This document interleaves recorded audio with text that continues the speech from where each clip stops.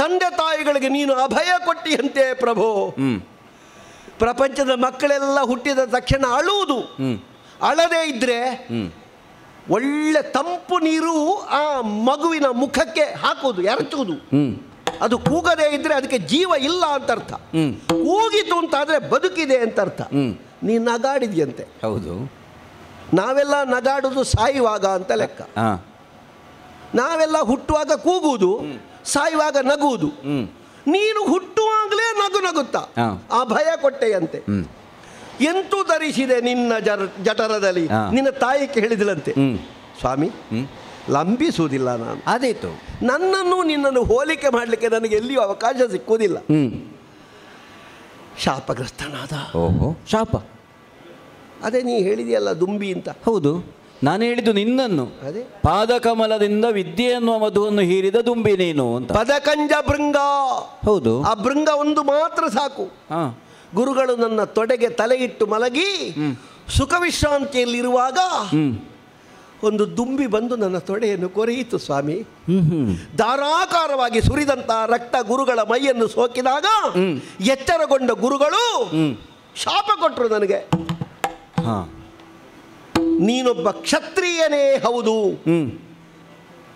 ನಿನಗಿಂತಹ ಸಹಿಷ್ಣುತೆ ಬರಬೇಕು ಅಂತಾದ್ರೆ ಅದಕ್ಕಿಂತ ಹೊರತು ನೀನು ಅನ್ಯನಲ್ಲ. ನನ್ನನ್ನು ವಂಚಿಸಿದೆ.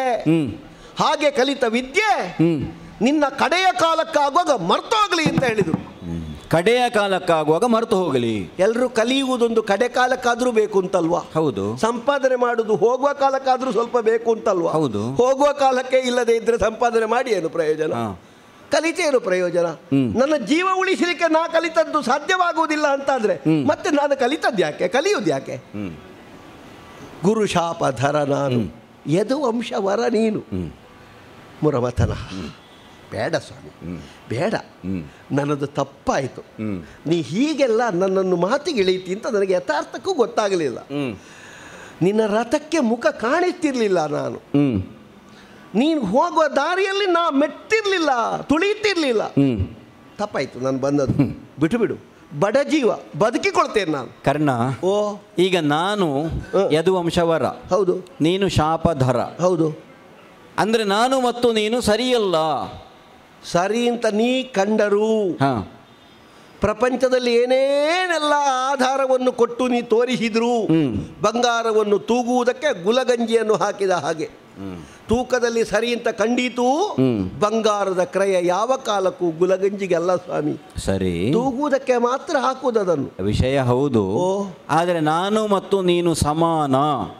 ಇದನ್ನು ನಾನು ನಿನ್ನ ಮುಂಭಾಗದಲ್ಲಿ ನಿರೂಪಿಸಿದರೆ. ಅಲ್ಲ, ನೀನು ಒಳ್ಳೆ ನಿರೂಪಣೆ ಮಾಡ್ತಿ ಅಂತ ಕೆಲವರು ಹೇಳ್ತಾರೆ. ನೀನು ನಿರೂಪಣೆ ಮಾಡಿದರೆ ಅದು ನಿರೂಪಣೆ ಅಷ್ಟೇ ಇರ್ತದೆ, ಚೌಕಟ್ಟು ಮೀರುವುದಿಲ್ಲ.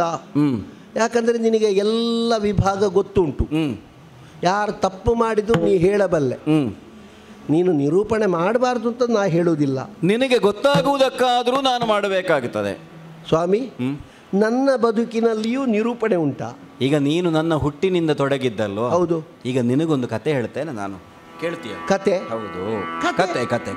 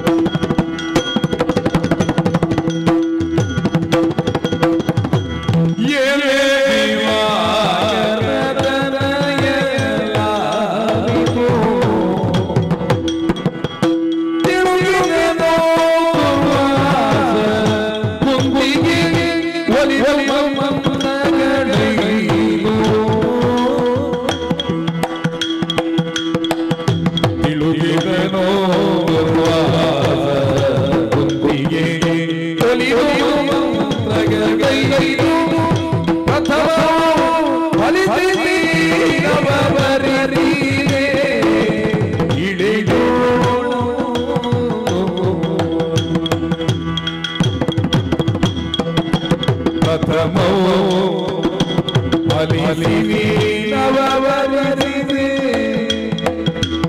ಇಳೆಯೋ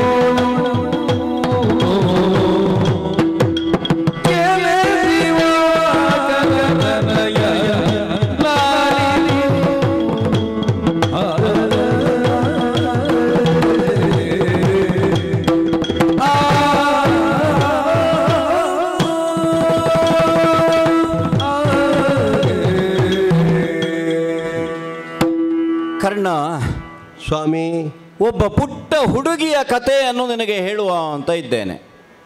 ಆಯಿತು ಸ್ವಾಮಿ. ನೀ ಕತೆ ಹೇಳಲಿಕ್ಕೆ ತೊಡಗಿದ್ರೆ ಯಾರು ಕೇಳದೇ ಇದ್ದರು ನೀ ಕತೆ ಹೇಳುವುದೇ. ನಾ ಕೇಳ್ತೇನೆ. ಕರ್ಣ ಅಲ್ವಾ? ಕತೆ ಹೇಳು. ಕರ್ಣ, ಈ ಕತೆ ಮುಗಿಸಿದ ಮೇಲೆ ಹೋಗ್ತೀಯಲ್ಲ? ಕತೆ ಆಯಿತು. ಕತೆ ಮುಗಿದ ಮೇಲೆ ನಾನು ಹೋಗದಿದ್ದೇನ? ನಾನು ಕತೆ ಮುಗಿಸುವ ಅಂತಲೇ ಅಲ್ವ ಬಂದದ್ದು. ಕತೆ ಹೌದಲ್ಲ? ಹೌದು, ಕತೆಯದ್ದು. ಕತೆ ಮುಗಿಸುವ ಅಂತ ಹೇಳುವಾಗ ನನಗೆ ಒಮ್ಮೆ ನನ್ನ ಪ್ರತಿ ಮಾತಿನಲ್ಲಿ ಎರಡರ್ಥ ಕಾಣ್ತದ. ಇಲ್ಲ ಸ್ವಾಮಿ, ನೀನು ಎರಡು ಬಿಟ್ಟರೆ ಒಂದೊಂದು ಮಾತಾಡುವುದೇ ಇಲ್ಲ. ನೀನು ನನ್ನ ಸಭೆಯಲ್ಲಿ ಅಷ್ಟೊತ್ತು ಕೂತು ಕೇಳಿದೇನಲ್ಲ, ನಿನ್ನ ಮುಂದೆ ಒಂದು ಅರ್ಥ ಬರುವ ಒಂದು ಶಬ್ದ ಆದರೂ ಇವತ್ತು ಮಾತಾಡಿದೀಯಾ? ಹಾಗಾಯ್ತಾ? ಇಲ್ಲವೇ ಇಲ್ಲ. ನಾನು ನಿಜವಾಗಿ ಒಂದೇ ಅರ್ಥ ಅಂತ ತಿಳಿದು ಮಾತನಾಡುವುದು, ಅದರಲ್ಲಿ ನೀವು ಎರಡರ್ಥ ಹುಡುಕುವುದಷ್ಟೇ. ಅದು ಹಾಗಿದ್ರೆ ಹೀಗೆ ಮಾಡುವ. ನಿನ್ನ ಒಂದೇ ಅರ್ಥದಲ್ಲಿ ನಮಗೆಲ್ಲ ಎರಡೆರಡು ಕಾಣ್ತದೆ. ಅದು ಒಂದುಂಟು. ಓ, ಪುಟ್ಟ ಹುಡುಗಿಯಿಂದ ಕತೆ ನಾನು ತೊಡಗಿದ್ರು ಮುಗಿಯುವಾಗ ಪುಟ್ಟ ಹುಡುಗ ಬರಲೂಬಹುದು ಅದರಲ್ಲಿ. ಅಲ್ಲ, ಅದು ನಿನ್ನ ಕತೆಗೆ ಸಂಬಂಧಪಟ್ಟದ್ದು, ನಿನ್ನ ಸ್ವಾತಂತ್ರ್ಯ. ಹೌದು. ಇದು ಮೊದಲೊಬ್ಬ ಕೇಳಿದರಂತೆ, ಹಾಗಿದ್ರೆ ಆ ಪಾತ್ರೆಗೆ ಮುಚ್ಚಳ ಇರಲಿಲ್ವಾ? ಇಲ್ಲ, ಕಥೆಯಲ್ಲಿ ಮುಚ್ಚಳ ಇಲ್ಲ. ಹೌದು, ಕಥೆಯಲ್ಲಿ ಇಲ್ಲ. ಕಥೆಯಲ್ಲಿ ಮುಚ್ಚಳ ಇಲ್ಲ. ಒಂದು ಹಾಲಿನ ಭಾಂಡವನ್ನು ಒಬ್ಬಾಕೆ ಹೊತ್ತುಕೊಂಡು ಹೋಗುವಾಗ ಮೇಲಿನಿಂದ ಬಿದ್ದಂತಹ ವಿಷದಲ್ಲಿ ಹಾಲು ವಿಷಮಿಶ್ರಿತವಾಗಿ ಕುಡಿದವ ಸತ್ತ. ಸರಿ. ಅದಕ್ಕೆ ಒಬ್ಬ ಕೇಳಿದರಂತೆ, ಆ ಹೆಂಗಸಿಗೆ ಒಂದು ಪಾತ್ರೆಗೆ ಮುಚ್ಚಳ ಇಡಬೇಕು ಅಂತಲೂ ಗೊತ್ತಾಗ್ಲಿಲ್ವಾ? ನಾನು ಅವರನ್ನು ನೋಡ್ಲಿಲ್ಲ, ನಾ ಕತೆ ಮಾತ್ರ ಓದಿದ್ದು ಅಂತ ಹೇಳಿದೆನಂತೆ. ಕಥೆಯಲ್ಲಿ ಇರಲಿಲ್ಲ. ಕಥೆಯಲ್ಲಿ ಇರಲಿಲ್ಲ. ನಿನ್ನ ಕಥೆಯಲ್ಲಿ ಹುಡುಗ ಹುಡುಗಿ ಅಂತ ಎಲ್ಲ ಇದ್ದಾರೆ. ನಾನಂದ್ರೆ ತೊಡಗುವುದು ಹುಡುಗನಿಂದ ತೊಡಗಿ ಹುಡುಗಿ ಹತ್ರ ಬರುವುದೋ, ಹುಡುಗಿ ಹತ್ರದಿಂದ ತೊಡಗಿ ಹುಡುಗನಲ್ಲಿಗೆ ಬರುವುದೋ ಅಂತ ನಿನಗೆ ಬಿಟ್ಟದ್ದು. ನಿನಗೆ ಕತೆ ಹೇಳಿಕೊಡ್ಲಿಕ್ಕೆ ನಾನಲ್ಲ, ನಾ ಕೇಳ್ತೇನೆ. ನೀನು ಹುಡುಗಿಯಲ್ಲಿಂದ ಪ್ರಾರಂಭಿಸಿದ್ರು ನನಗೆ ಹೇಳುವ ಕತೆ ಸರಿ. ನೀನು ಹುಡುಗನಲ್ಲಿಂದ ಪ್ರಾರಂಭಿಸಿ ಹುಡುಗಿಯಲ್ಲಿಯವರೆಗೆ ಮುಟ್ಟಿಸುವುದಿದ್ರು ನೀ ನನಗಾಗಿ ಹೇಳುವ ಕತೆ. ನನಗೆ ಕತೆ ಮಾತ್ರ ಮುಖ್ಯ. ಕರ್ಣ, ಓ, ಒಬ್ಬ ಪುಟ್ಟ ಹುಡುಗಿ ಇದ್ದಳು. ಇದ್ದಳು? ಹೌದು. ಇದ್ದಳು ಅಂತ ಹೇಳಿದ್ರೆ ಈಗ ಇಲ್ವಾ? ಅಲ್ಲ, ಇದ್ದಾಳೆ. ಕಥೆಯಲ್ಲಿ ಹೇಳುವಾಗ ಇದ್ದಳು ಅಂತ ಅಲ್ವಾ ಹೇಳುವಾಗ? ಒಂದಾನೊಂದು ಊರಿನಲ್ಲಿ ಒಬ್ಬನು ಇದ್ದನು. ಹೌದು, ಇದ್ದಳು. ಅವಳು ಒಬ್ಬ ಅರಸನ ಮಗಳು. ಇದು ಒಂದಾನೊಂದು ಕಾಲದಲ್ಲಿ ಒಬ್ಬನೊಬ್ಬ ಬಡ ಬ್ರಾಹ್ಮಣ ಇದ್ದ, ಹಾಗೆ ಅರಸನ ಮಗಳು. ಅರಸನ ಮಗಳು. ಆದ್ರೆ ಒಂದು ವಿಶೇಷ ಏನು ಕೇಳಿದ್ರೆ, ಅರಸನಿಗೆ ಅವಳು ಔರಸ ಪುತ್ರಿ ಅಲ್ಲ, ಅಂದ್ರೆ ಅವನಿಗೆ ಹುಟ್ಟಿದ ಮಗಳಲ್ಲ, ಅವಳು ದತ್ತು ಪುತ್ರಿ, ಬೇರೆಯವರಿಗೆ. ಹೌದು. ಅಲ್ಲ, ಅದು ದೊಡ್ಡ ಸಂಗತಿ ಅಲ್ಲ. ಈಗ ನಿನ್ನ ಸಂಗತಿಯು ಹಾಗೆ ಅಲ್ವಾ? ಹೌದಪ್ಪ. ಈಗ ನಿಜವಾಗಿಯೂ ನಿನ್ನ ತಂದೆ ತಾಯಿಗಳ ನಿನ್ನನ್ನು ಸಾಕಿದ್ದು ಅಲ್ಲವೇ ಅಲ್ಲ? ಜನ್ಮ ಕೊಟ್ಟವರ ಅಲ್ಲವೇ ಅಲ್ಲ? ಬೇರೆಯವರೇ ಸಾಕಿದ್ದಲ್ಲ. ಜನ್ಮ ಕೊಟ್ಟವರು ತಂದೆ ತಾಯಂದಿರಲ್ಲ, ತಂದೆ ತಾಯಂದಿರಾಗಿ ಸಾಕಿದವರು ಜನ್ಮ ಕೊಟ್ಟವರಲ್ಲ. ಜನ್ಮ ಕೊಟ್ಟವರಿಗೆ ಸಾಕಲಿಕ್ಕೆ ಯೋಗ ಇರಲಿಲ್ಲ. ಜನ್ಮ ಕೊಡದೇ ಇದ್ದರೂ ನಿನ್ನನ್ನು ಸಾಕಲಿಕ್ಕೆ ಇವರಿಗೆ ಭಾಗ್ಯ ಇತ್ತು. ವಸುದೇವ ಸುತನೂ ಹೌದು, ನಂದಗೋಪ ಕುಮಾರನೂ ಹೌದು. ಇರಲಿ. ಅಂತೂ ಯಾವ ರಾಜ್ಯದ ಅರಸನಾಗಿ ಇದ್ದನೋ, ಅಂದ್ರೆ ಅವನ ದತ್ತುಪುತ್ರಿ ಅಂತ ನಾನು ಹೇಳಿದೆ, ಆ ಅರಸನ ಬಳಿಗೆ ಒಂದು ಬಾರಿ ದುರ್ವಾಸ ಮಹರ್ಷಿಗಳು ಬಂದ್ರಂತೆ. ದುರ್ವಾಸ ಮಹರ್ಷಿಗಳು ಅವರು ಬಂದ್ರೆ ಒಂದು ಕತೆ ಮಾಡದೆ ಹೋಗುವ ಕ್ರಮ ಇಲ್ಲ. ಯಾವ ಪ್ರಸಂಗದಲ್ಲೇ ದುರ್ವಾಸರ ಪ್ರವೇಶ ಆದ್ರೂ ಏನಾದ್ರೂ ಒಂದು ನಡೆದೇ ನಡೀತದೆ ಅಂತ ಅರಸನಿಗೂ ಗೊತ್ತಿದ್ದ ಕಾರಣ ಅವನಿಗೆ ಚಿಂತೆ ಆಯ್ತಂತೆ. ಈಗ ದುರ್ವಾಸರು ಬಂದಿದ್ದಾರೆ, ಏನಾದ್ರೂ ಒಂದು ಕತೆ ಮಾಡದೆ ಹೋಗುದಿಲ್ಲ ಇವರು ಅಂತ. ದುರ್ವಾಸರು ಬಂದದ್ದು ಮಾತ್ರ ಅಲ್ಲ, ಮತ್ತೆ ನಾನು ಕೆಲವು ಸಮಯ ನಿಮ್ಮಲ್ಲೇ ನಿಲ್ಲಬೇಕು ಅಂತ ಉಂಟು ನನಗೆ, ಯಾವಾಗ ನಾನು ನಿಲ್ತೇನೆ ಯಾವಾಗ ಹೋಗ್ತೇನೆ ಅಂತ ಹೇಳಲಿಕ್ಕೆ ಆಗೋದಿಲ್ಲ ಹೇಳಿದ್ರಂತೆ. ಅವರು ಬಹಳ ಅಪಾಯ. ಕೂತ್ರೆ ಏಳಲಿಕ್ಕೆ ಅವರಿಗೆ ನೆನಪಾಗುವುದಿಲ್ಲ. ಹೌದು. ಎದ್ರೆ ಮತ್ತೆ ಕೂತ್ಕೊಳ್ಳಿಕ್ಕೆ ನೆನಪಾಗುವುದಿಲ್ಲ ಅವರಿಗೆ. ಮತ್ತೆ ಊಟಕ್ಕೆ ತೊಡಗಿದ್ರೆ ಮುಗಿಸುವುದು ನೆನಪಾಗುವುದಿಲ್ಲ. ಒಮ್ಮೆಮ್ಮೆ ಊಟವೇ ಬೇಡ ಅಂತ ಕೂತ್ರೆ ಎಷ್ಟು 1000 ವರ್ಷ ಕಳೆದರೂ ಕಳೀತು. ಹೌದು. ನಿತ್ಯೋಪವಾಸಿ ದುರ್ವಾಸ. ಹೌದು. ಮೂಗಿನ ತುದಿಯಲ್ಲೇ ಸಿಟ್ಟು. ಹೌದು. ಬರುವುದು ಬೇಗ, ಶಮನಾಗುವುದು ಬೇಗ. ಬಂದ ಸಿಟ್ಟಿನಲ್ಲಿ ಏನು ಮಾಡ್ತಾರೆ ಅಂತ ಹೇಳಲಿಕ್ಕೆ ಗೊತ್ತಾಗುವುದಿಲ್ಲ. ಹೌದು. ಆಗ ಆ ಅರಸ ಒಂದು ಜಾಣ್ಮೆಯನ್ನು ಮಾಡಿದ. ಹೇಗೆ? ತನ್ನ ಮಗಳಿದ್ದಾಳಲ್ಲ ಸಣ್ಣ ಹುಡುಗಿ, ಅವಳನ್ನು ಕರೆದು ಹೇಳಿದನಂತೆ, ನೀನು ಇವರನ್ನು ನೋಡಿಕೊಳ್ಳುವ ಹೊಣೆ ಹೊತ್ತುಕೋ. ಸಣ್ಣ ಹುಡುಗಿಯನ್ನು? ಹೌದೌದು. ಇದು ಒಳ್ಳೆ ವಿಷಯ.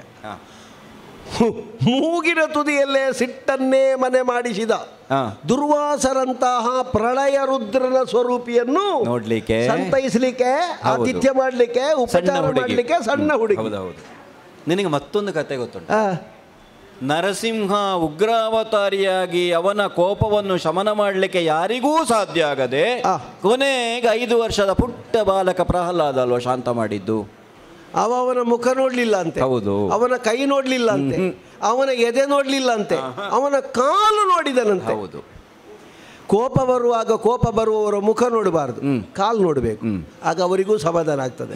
ಇವ ಬಾಕಿ ಭಾಗ ನೋಡುವುದಿಲ್ಲ, ಕಾಲು ನೋಡ್ತಾನೆ. ಹಾಗಾಗಿ ಇವನನ್ನು ಉಪಚರಿಸುವಂತ ಆದದ್ದೋ ಏನೋ. ಮುಗ್ಧ ಬಾಲಕಿ ಒಂದು ವೇಳೆ ಸ್ವಲ್ಪ ಹೆಚ್ಚು ಕಡಿಮೆ ಮಾಡಿದ್ರೂ ದುರ್ವಾಸರಿಗೆ ಸಿಟ್ಟು ಬರ್ಲಿಕ್ಕಿಲ್ಲ. ಈ ಭಾವದಿಂದ ಹುಡುಗಿಯನ್ನು ನೇಮಿಸಿದ. ಕೆಲವು ಸಲ ಶಾಪ ಕೊಡುವವರು ಆಲೋಚನೆ ಮಾಡ್ತಾರೆ, ಶಾಪ ನಾವು ಯಾಕೆ ಕೊಡುವುದು, ಶಾಪ ನಾವು ಯಾರಿಗೆ ಕೊಡುವುದು, ಶಾಪದಲ್ಲಿ ನಿಮಿತ್ತರಾಗುವುದು ಯಾರು.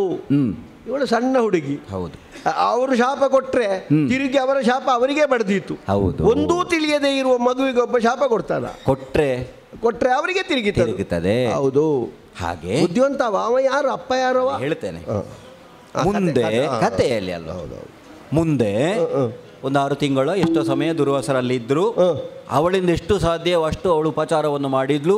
ನಡುರಾತ್ರಿಗೆ ಬರುವಾಗಲೂ ಊಟ ಕೊಡುವುದು, ನಡು ಮಧ್ಯಾಹ್ನ ಬರುವಾಗಲೂ ಕೊಡುವುದು, ಹೊತ್ತಲ್ಲದ ಹೊತ್ತಿಗೆ ಬರುವಾಗ ವಿಶ್ರಾಂತಿಗೆ ಬೇಕಾದ ವ್ಯವಸ್ಥೆ ಮಾಡುವುದು ಎಲ್ಲ ಮಾಡಿ ಮುಗಿಸಿದ ಮೇಲೆ ಮಕ್ಕಳಿಗೊಂದು ಹೊಣೆಗಾರಿಕೆ ಕೊಟ್ಟರೆ ಅದು ಒಳ್ಳೆ ಮಕ್ಕಳಾಗಬೇಕು, ಎಲ್ಲ ಮಕ್ಕಳಲ್ಲ. ಹೌದೌದು. ಆ ಮಕ್ಕಳಷ್ಟು ನಿಷ್ಠೆಯಿಂದ ಕೆಲಸ ಮಾಡುವವರು ದೊಡ್ಡವರಲ್ಲ ಅಂತ. ಹೌದು, ದೊಡ್ಡವರಾದ್ರೂ ಸ್ವಲ್ಪ ಉದಾಸೀನ ಮಾಡ್ಯಾರು, ಮಕ್ಕಳಿಗೆ ಉದಾಸೀನ ಇಲ್ಲ. ಮತ್ತೆ ಅರಸನಿಗೆ 108 ಚಿಂತೆ, ಈ ಹುಡುಗಿಗೆ ಒಂದೇ ಚಿಂತೆ, ದುರ್ವಾಸರ ಆತಿಥ್ಯ. ಹೌದು, ಅದು ಕುದುರೆಯ ಕಣ್ಣಿಗೆ ಪಟ್ಟಿ ಕಟ್ಟಿದ ಓಡುದೇ ಅದು. ಹೌದು.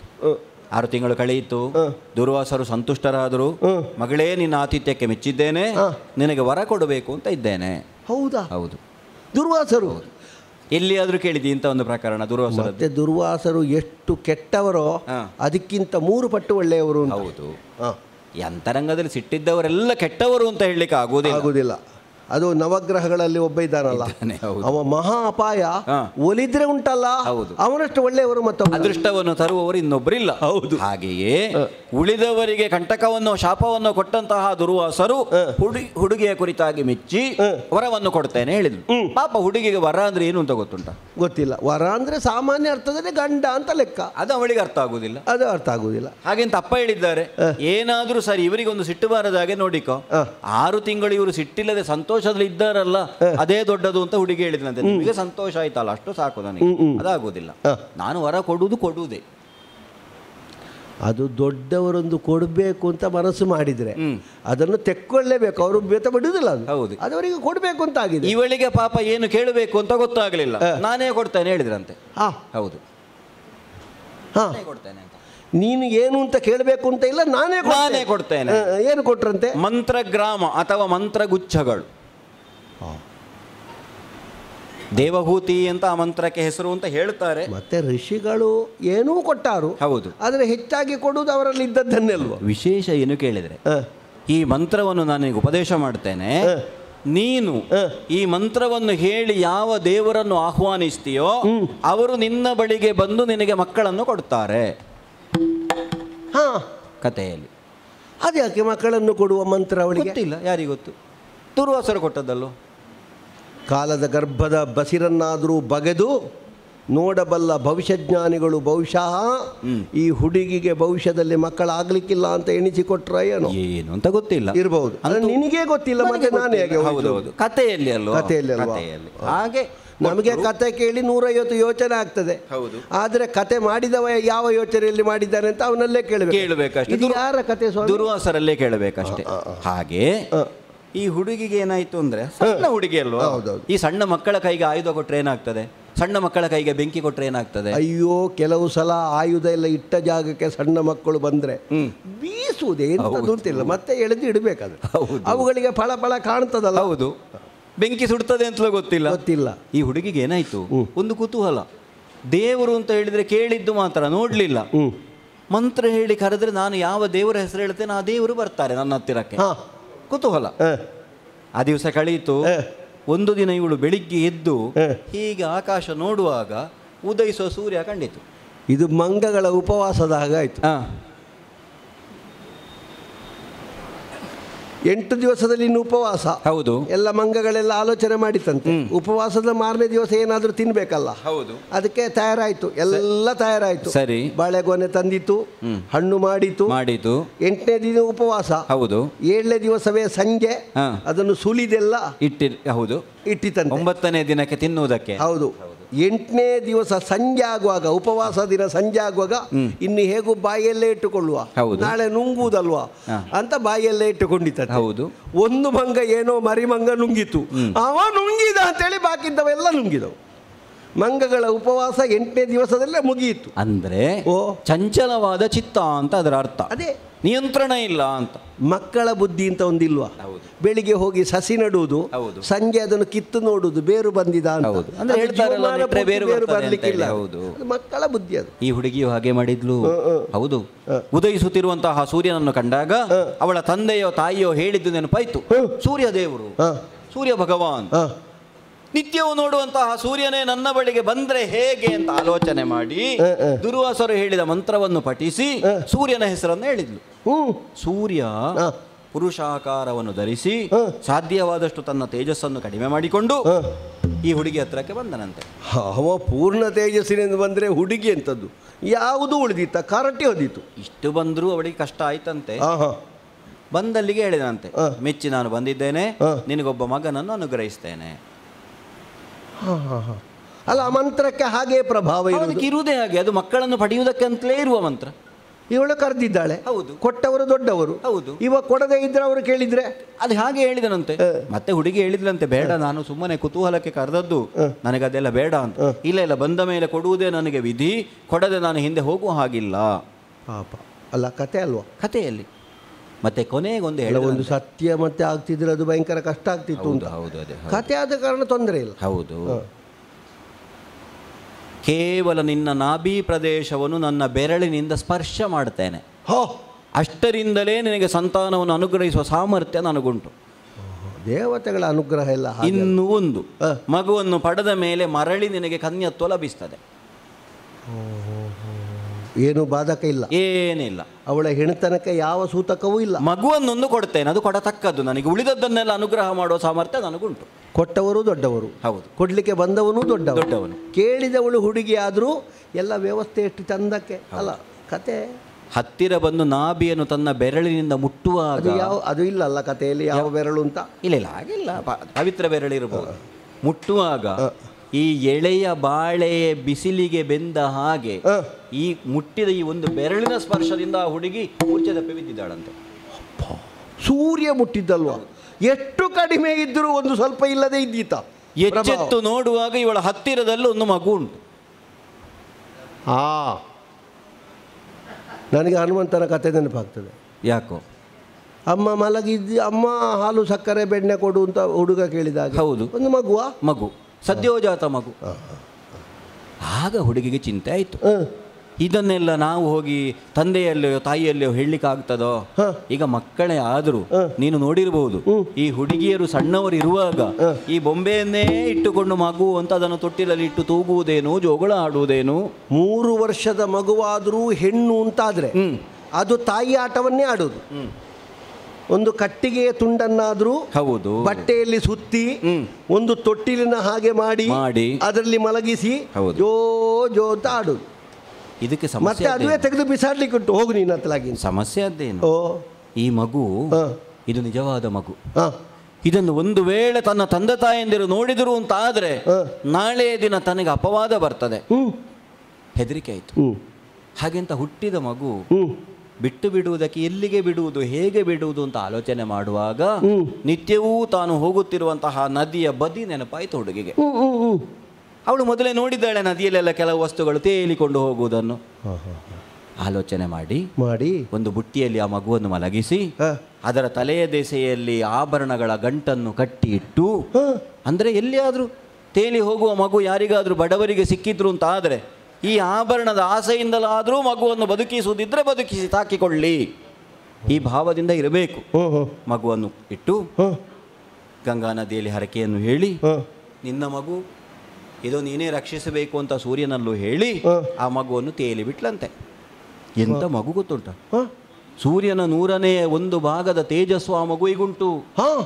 ಮೈಯಲ್ಲಿ ಕವಚ ಉಂಟು, ಕಿವಿಯಲ್ಲಿ ಕುಂಡಲ ಉಂಟು. ಎಂಥದ್ದು? ಕವಚ ಆ ಮಗುವಿಗೆ ಉಂಟು. ಆಯ್ತಾ? ತೇಲುತ್ತಾ ತೇಲುತ್ತಾ ಮಗು ಬರುವಾಗ ಕಣ್ಣೀರು ಹಾಕಿಕೊಂಡು ಈ ಹುಡುಗಿ ಮನೆಗೆ ಹೋದಳು.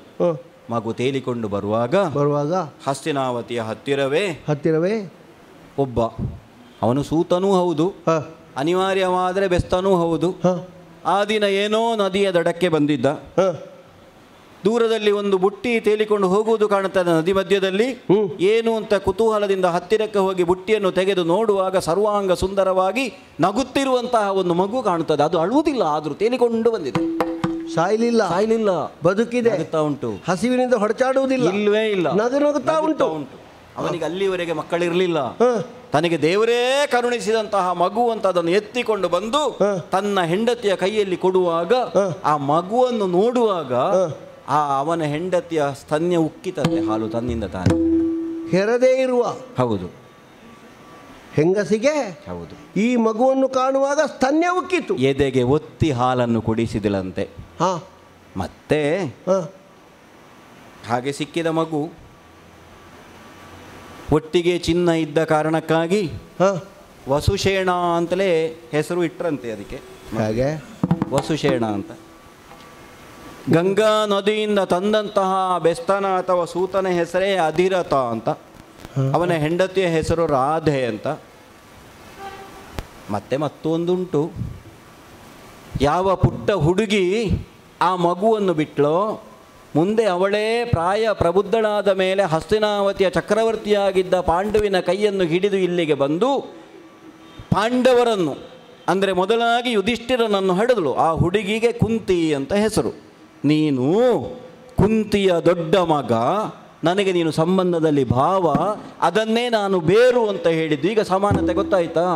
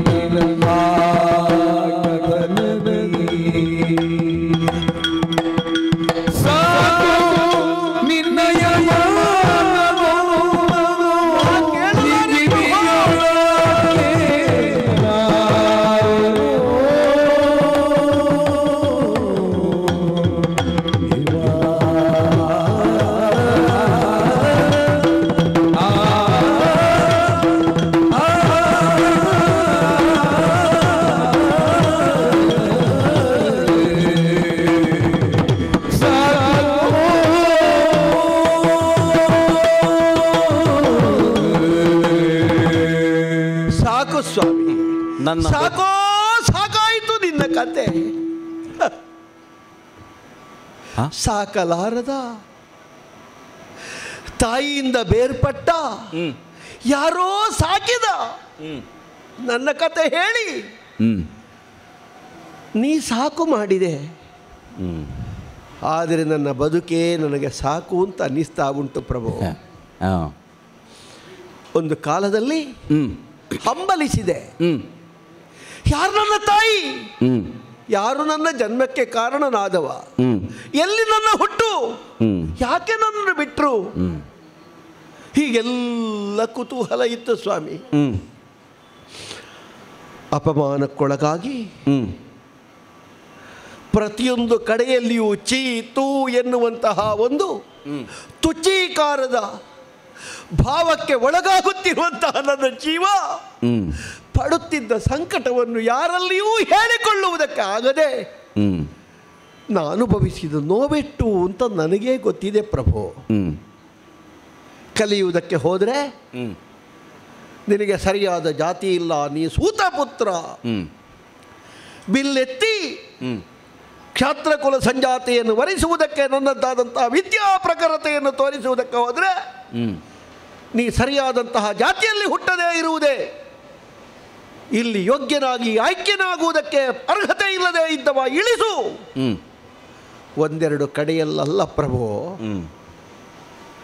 ಪರೀಕ್ಷಾ ರಂಗದಲ್ಲಿ ನನಗಾದ ಸಾವಿನ ಸಮಾನವಾದ ಅಪಮಾನ ಪಾರ್ಥನಾಮ ಪರಿಯಲಿ ತೋರಿದ ಅಟ್ಟೇ ವಿದ್ಯೆ ನನ್ನಲ್ಲಿ ಉಂಟು, ಅವನೊಬ್ಬನೇ ಧನುರ್ಧರನೇನು ಆಕಲಿಲಿಲ್ವೇ, ಛಾತಿಯಿಂದ ಹೊರಟ್ರೆ ನಿನ್ನ ಜಾತಿ ಏನು ಅಂತ ಕೇಳಿ ಬಾಯಿ ಮುಚ್ಚಿಸಿದ್ರು ಪ್ರಭು.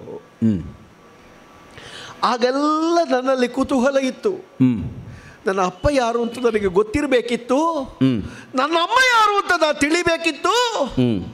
ಅವರು ದೊಡ್ಡವರಾಗ್ತಿದ್ರೆ ಅವರನ್ನು ಎಳ್ಕೊಂಡು ಬಂದು ಈ ಅಪ್ಪಮ್ಮನಿಗೆ ಹುಟ್ಟಿ ಬೆಳೆದವ ಈ ಕರ್ಣ ಅಂತ ಹೇಳಿಸಬೇಕು ಅಂತ ಇತ್ತು ಸ್ವಾಮಿ. ಸಿಕ್ಕಲಿಲ್ಲ. ಒಂದು ಹಂತದಲ್ಲಿ ನೀರೇ ಕಲ್ಲಾದ ಹಾಗೆ, ಭಾವವೇ ಬರಡಾದ ಹಾಗೆ, ಬದುಕೇ ನಶ್ವರಾದ ಹಾಗೆ, ಸಿಕ್ಕಲಾರದ್ದನ್ನು ಎಷ್ಟು ಪ್ರಯತ್ನಿಸಿದ್ರು ದಕ್ಕಿಸಿಕೊಳ್ಳುವುದಕ್ಕೆ ಅರ್ಹತೆ ಇದ್ದವನಲ್ಲ ನನ್ನ ಹತಭಾಗ್ಯ, ನಾನು ಹತದೃಷ್ಟ. ಜೀವನದಲ್ಲಿ ನನಗಿಲ್ಲ ಆ ಭಾಗ್ಯ ಅಂತ ನಾನು ಕಣ್ಣೀರಿಳಿಸಿ ನನ್ನ ಕಣ್ಣ ನೀರೇ ಬತ್ತಿ ಹೋಗಿತ್ತು ಪ್ರಭು. ಇವತ್ತು ಲೋಕವನ್ನೇ ಶಾಸನ ಮಾಡಬಹುದಾದ, ಲೋಕವನ್ನೇ ತನ್ನ ಕಕ್ಷೆಯಲ್ಲಿ ಇರಿಸಿಕೊಳ್ಳಬಹುದಾದ, ಲೋಕವನ್ನು ರಕ್ಷಣಾ ವ್ಯವಸ್ಥೆಯಲ್ಲಿ ನಿಲ್ಲಿಸಬಹುದಾದ ಕೇಶವನೇ, ಮಾಧವನೇ, ನಿನ್ನ ಬಾಯಿಂದ ನನ್ನ ಅಮ್ಮ ಇಂಥವಳು, ನನ್ನ ಅಪ್ಪ ಇಂಥವ, ನಾನು ಹೀಗೆ, ನನಗೂ ಇದ್ದಾರೆ, ನನ್ನ ತಾಯಿಗೂ ಬೇರೆ ಮಕ್ಕಳಿದ್ದಾರೆ, ಅವರು ನನಗೆ ತಮ್ಮಂದಿರು, ನಾನು ಅವರಿಗೆ ಅಣ್ಣ, ಪಾಂಡವರಿಗೆ ನೀನು ಅಣ್ಣ. ಬಾಂಧವ್ಯ ಅಂತ ಹೇಳಿದರೆ ಏನು ಅಂತ ಗೊತ್ತಿಲ್ಲದ, ಕೇವಲ ಕೌರವನಿಗೆ ಬೇಕಾಗಿಯೇ ಬದುಕು, ಅವನ ಸಂತೋಷವೇ ನನ್ನ ಜೀವನದ ಸರ್ವಸ್ವ, ನನ್ನ ಪ್ರಾಣ ಹೋಗುವುದಿದ್ರು ಆ ಪುಣ್ಯಾತ್ಮನಿಗಾಗಿ ಅಂತ ನಾನು ಯಾವುದನ್ನು ಮುಡಿಪಾಗಿಟ್ಟೆನೋ, ದೃಢವ್ರತದ ಜೀವನವನ್ನು ಕೈಗೊಂಡ ಈ ಕಾಲದಲ್ಲಿ ನೀನು ಎಚ್ಚರಿಸ್ತಿ. ದ್ರೌಪದಿ ಸ್ವಯಂವರದ ಮಂಟಪದಲ್ಲಿ ನೀನಿದ್ದೆ. ಇದ್ದೆ. ಒಂದೆರಡು ಕಡೆಯಲ್ಲ. ಇದೇ ಮಾತನ್ನು ದುರವೀಳೆಯ ತೆಕ್ಕೊಳ್ಳುವುದಕ್ಕಿಂತ ಮೊದಲು ಹೇಳ್ಬೋದಿತ್ತು ಕೌರವನಲ್ಲಿ. ಅಹಹ ಕೇಳಿದೆಯ ಕರ್ಣ ಅಂತವನನ್ನ ಕೈ ತಟ್ಟಿದಾಗ ಹೌದು ಸೂಚಿಸಬಹುದಿತ್ತು ನನಗೆ, ನಿನಗೆ ಅವ ಬೇರೆ ಯಾರು ಅಲ್ಲ, ಇಂಥವ, ಅವ ನಿನಗೆ ಪೂರ್ಣ ಅಲ್ಲ ಅಂತ ನೀ ಹೇಳಬಹುದಿತ್ತು. ಹೇಳಲಿಲ್ಲ, ಹೇಳುವುದೂ ಇಲ್ಲ. ಗುಟ್ಟಿನಲ್ಲಿ ಪಥಿಕನಾಗಿ ಬರುತ್ತಿರುವ ನನ್ನನ್ನು ತಡೆದು ಸರಿ ಏರು ರಥ ಅಂತ ತೊಡಗಿ ನನ್ನ ಜೀವನದ ಮರ್ಮವನ್ನು ನೀನು ಹೇಳಿದೆ. ಇಲ್ಲ ಪ್ರಭು, ನೀನು ಹೇಳಿದ್ದರಿಂದ ನನಗೆ ಸಂತೋಷ ಆಗ್ತಾ ಇಲ್ಲ. ಯಾವತ್ತೋ ಮರೆತಿರುವ ದುಃಖವನ್ನು ಮತ್ತೊಮ್ಮೆ ಕೆದರಿಸಿದೆ. ಇನ್ನೊಮ್ಮೆ ಕಣ್ಣನ ಅಂತರಂಗದಲ್ಲಿ ಭಾವದ ವೀಣೆಯನ್ನು ಮೀಟಿದೆ. ತಂದೆ ತಾಯಿಗಳ ಎಳೆತ ಸೆಳೆತವನ್ನು ಮತ್ತೊಮ್ಮೆ ಮೈಮರಗಳಲ್ಲಿ ನಾನು ನೆನಪಿಸಿಕೊಳ್ಳುವ ಹಾಗೆ ಮಾಡಿದೆ. ಯಾವುದು ಬೇಡ ಅಂತ ಅದಕ್ಕೆ ಮುಖ ತಿರುಗಿಸಿದ್ದೇನೋ, ತಿರುಗಿಸ ಮುಖ ಆಚೆಗೆ ನಿನಗೆ ಅಪ್ಪ ಅಮ್ಮ ಇದ್ದಾರೆ ಅಂತ ನೀನು ನೆನಪಿಸಿದೆ. ನಿನ್ನಲ್ಲಿ ನಾ ಕೇಳಲೆ, ಏನನ್ನು? ಯಾಕೆ ಸ್ವಾಮಿ ಈಗ ಹೇಳಿ ಏನು ಪ್ರಯೋಜನ? ಯಾರ ಲಾಭಕ್ಕಾಗಿ, ಯಾರ ಸಂತೋಷಕ್ಕಾಗಿ, ಯಾವುದಕ್ಕಾಗಿ ನೀ ಹೇಳಿದೆ ನನ್ನಲ್ಲಿ? ಕರ್ಣ, ಓ, ಅನೇಕ ದಿನಗಳಿಂದ ಕುಡಿಯುವುದಕ್ಕೆ ಒಂದು ಗುಟುಕು ನೀರೂ ಇಲ್ಲ ಅಂತ ಪರಿತಪಿಸಿಕೊಂಡಿದ್ದವನಿಗೆ ಕೊನೆಗಾಗುವಾಗ ಅಮೃತದ ಭಾಂಡವೇ ಸಿಕ್ಕಿತು ಅಂತಾದರೆ ಅಮೃತವನ್ನು ಕುಡಿದು ಹೇಗೆ ತೃಪ್ತನಾಗುತ್ತಾನೋ ಅದೇ ಭಾವದಿಂದ ನಿನ್ನ ಜೀವನದಲ್ಲಿ ಇಲ್ಲಿಯವರೆಗೆ ಯಾವ ನೋವನ್ನೋ, ಅಪಮಾನವನ್ನೋ, ವಿಷಾದವನ್ನೋ ನೀನು ಅನುಭವಿಸಿದೆಯೋ ಅದೆಲ್ಲವನ್ನು ಪರಿಮಾರ್ಜನೆ ಮಾಡುವಂತಹ ಒಂದು ಸುವರ್ಣಾವಕಾಶ ನಿನ್ನ ಮುಂಭಾಗದಲ್ಲಿ ಬಂದು ನಿಂತಿದೆ. ನೀನು ಅಮೃತ ಅಂತ ಯಾವುದನ್ನು ಹೇಳ್ತೀಯೋ ಅದು ಬಹಳ ಬಾಯಾರಿ ಬಳಲಿ ಬೆಂಡಾದವನಿಗೆ ಪಥ್ಯವಾಗುವುದಿಲ್ಲ ಪ್ರಭು. ಗಂಟಲ ಪಸೆ ಆರಿ ನೀರೂ ಇಳಿಯದೇ ಇರುವ ಸ್ಥಿತಿಯಲ್ಲಿ ನೀ ಅಮೃತವನ್ನು ಸುರಿದರೆ ಕೆಳಗೆ ಹೋದೀತ ಅದು. ಕರ್ಣ, ಓ, ನಾನು ಸುರಿದೆ ಅಂತ ಆದರೆ ಹೋಗ್ತದೆ. ಆದರೆ ನೀನು ಒಪ್ಪಬೇಕು. ಹೇಗೆ?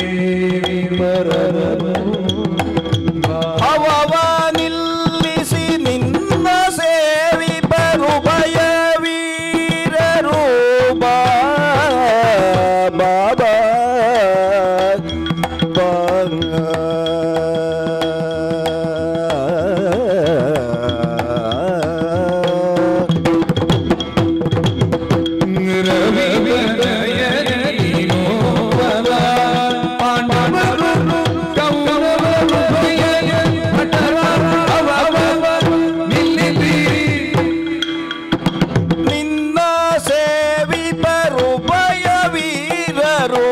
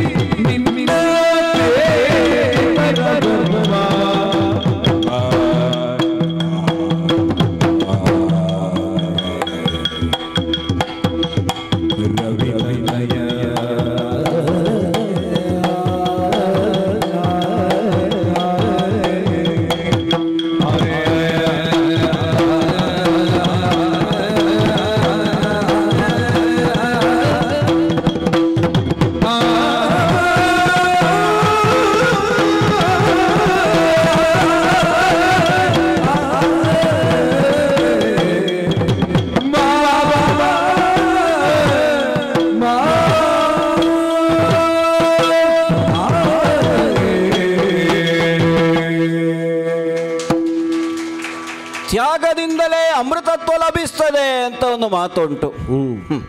ರವಿತನಯ ಪ್ರತ್ಯೇಕವಾಗಿ ಯಾಕೆ ಅಂತ ನಾನು ವಿವರಿಸಬೇಕಾದ ಅಗತ್ಯ ಇಲ್ಲ. ಸೂರ್ಯನಿಂದಲೇ ಜನಿಸಿದವನು ನೀನು ಕರ್ಣ.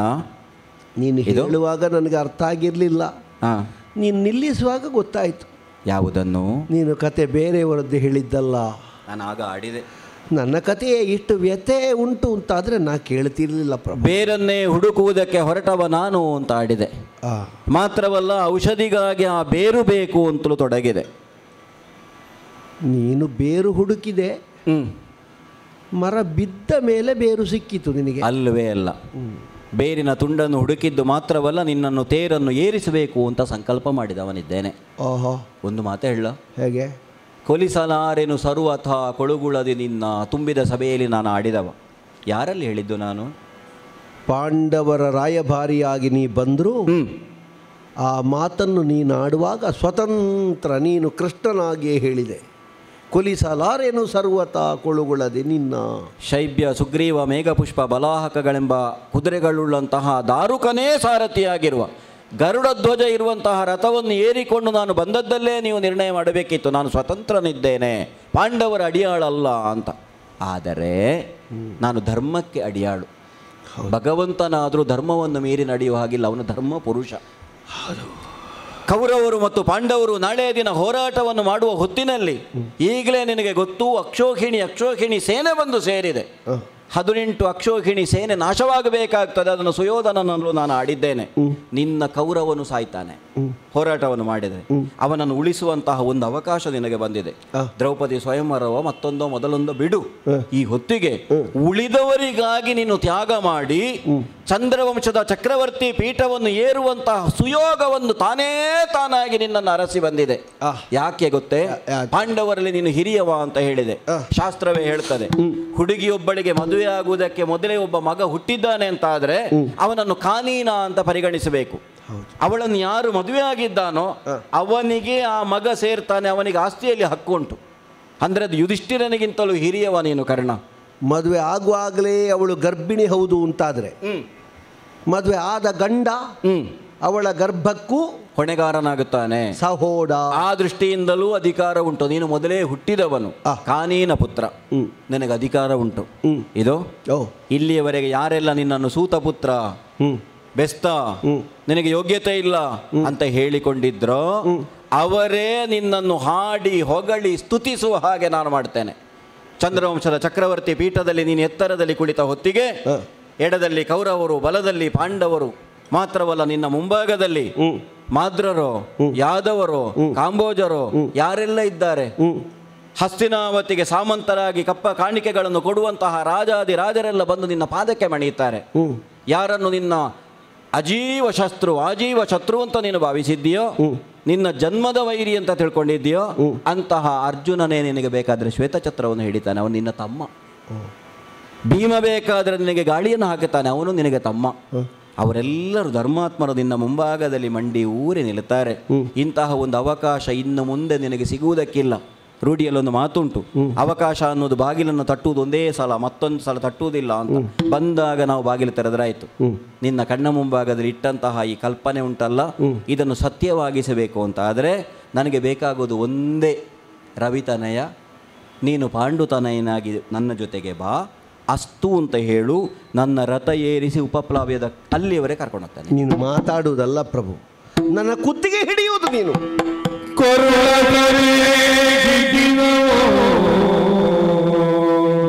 ಗಟ್ಟಿ ಕೊರಳು ಹಿಡಿದು ಮಾತಾಡು ಅಂತ ಹೇಳುವುದು.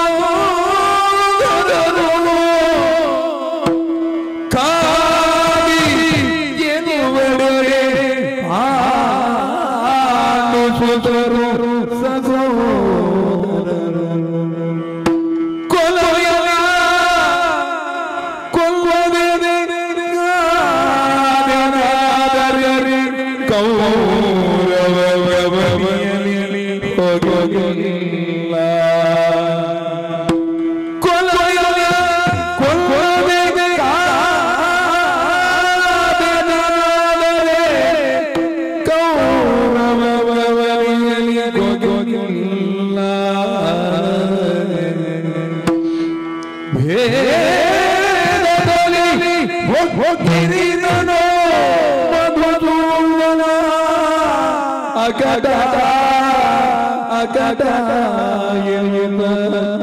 ಘನನೋ ದುಮ್ಮಾನದಿಯಂದರ ಕರ್ಣ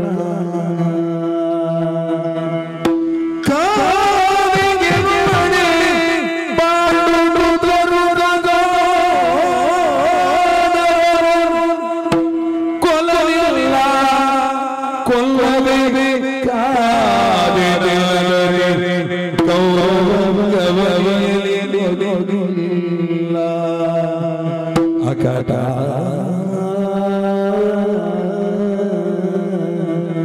ಅಕಟ ಅಕಟ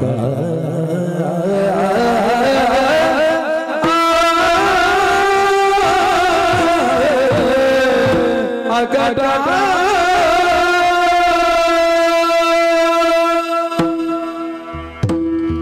ಸ್ವಾಮಿ, ನನ್ನ ಕೊರಳು ಹಿಡಿದು ಬಿಟ್ಟೆ ನೀನು.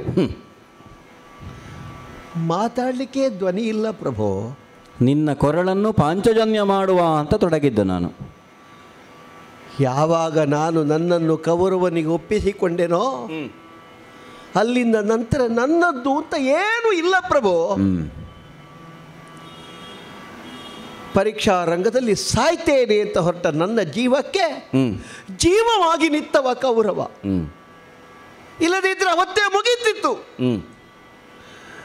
ಕರ್ಣನ ಎರಡನೆಯ ಬದುಕು, ಕರ್ಣನ ಎರಡನೆಯ ಜೀವನ, ಕರ್ಣನಿಗೆ ಮತ್ತೊಮ್ಮೆ ಬದುಕು ಕೊಟ್ಟದ್ದಿದ್ರೆ ಅದು ಕೌರವ. ನನ್ನದು ಮುಗಿದಿದೆ ಅಲ್ಲಿಗೆ. ನಂತರದ್ದುಂಟಲ್ಲ ಏನಿದ್ರು ಕೌರವನಿಗಾಗಿ. ಈ ದೃಢ ನಿರ್ಧಾರದಲ್ಲಿ ನಾನಿರುವಾಗ ನೀನು ನನ್ನ ರಂಗವನ್ನು ಪ್ರವೇಶ ಮಾಡಿದೆ. ರಂಗನಾಯಕ, ಹೇ ರಂಗ, ನನ್ನನ್ನೊಂದು ಮಂಗ ಮಾಡಿದೆಯಲ್ಲ ನೀನು. ನಿನ್ನನ್ನು ಉಂಟು ಮಾತುಂಟು, ಸೆಳೆ ನೋಡಿ ಉಳಿ ಹಾಕಬೇಕು ಅಂತ. ಸೆಳೆ ಇಲ್ಲದ ಜಾಗದಲ್ಲಿ ನಾವು ಎಷ್ಟು ಹೊಡೆದ್ರೂ ಅದು ಒಡೆಯುವುದಿಲ್ಲ. ಒಡಿಬೇಕು ಅಂತಾದರೆ ಹೊಡೆಯುವವರಿಗೆ ಗೊತ್ತಿರಬೇಕು ಎಲ್ಲಿ ಸೆಳೆ ಉಂಟು ಅಂತ. ಈಗ ನಿನಗೆ ಸಿಕ್ಕಿದ್ದು ನನ್ನ ಅಪ್ಪ ಅಮ್ಮ.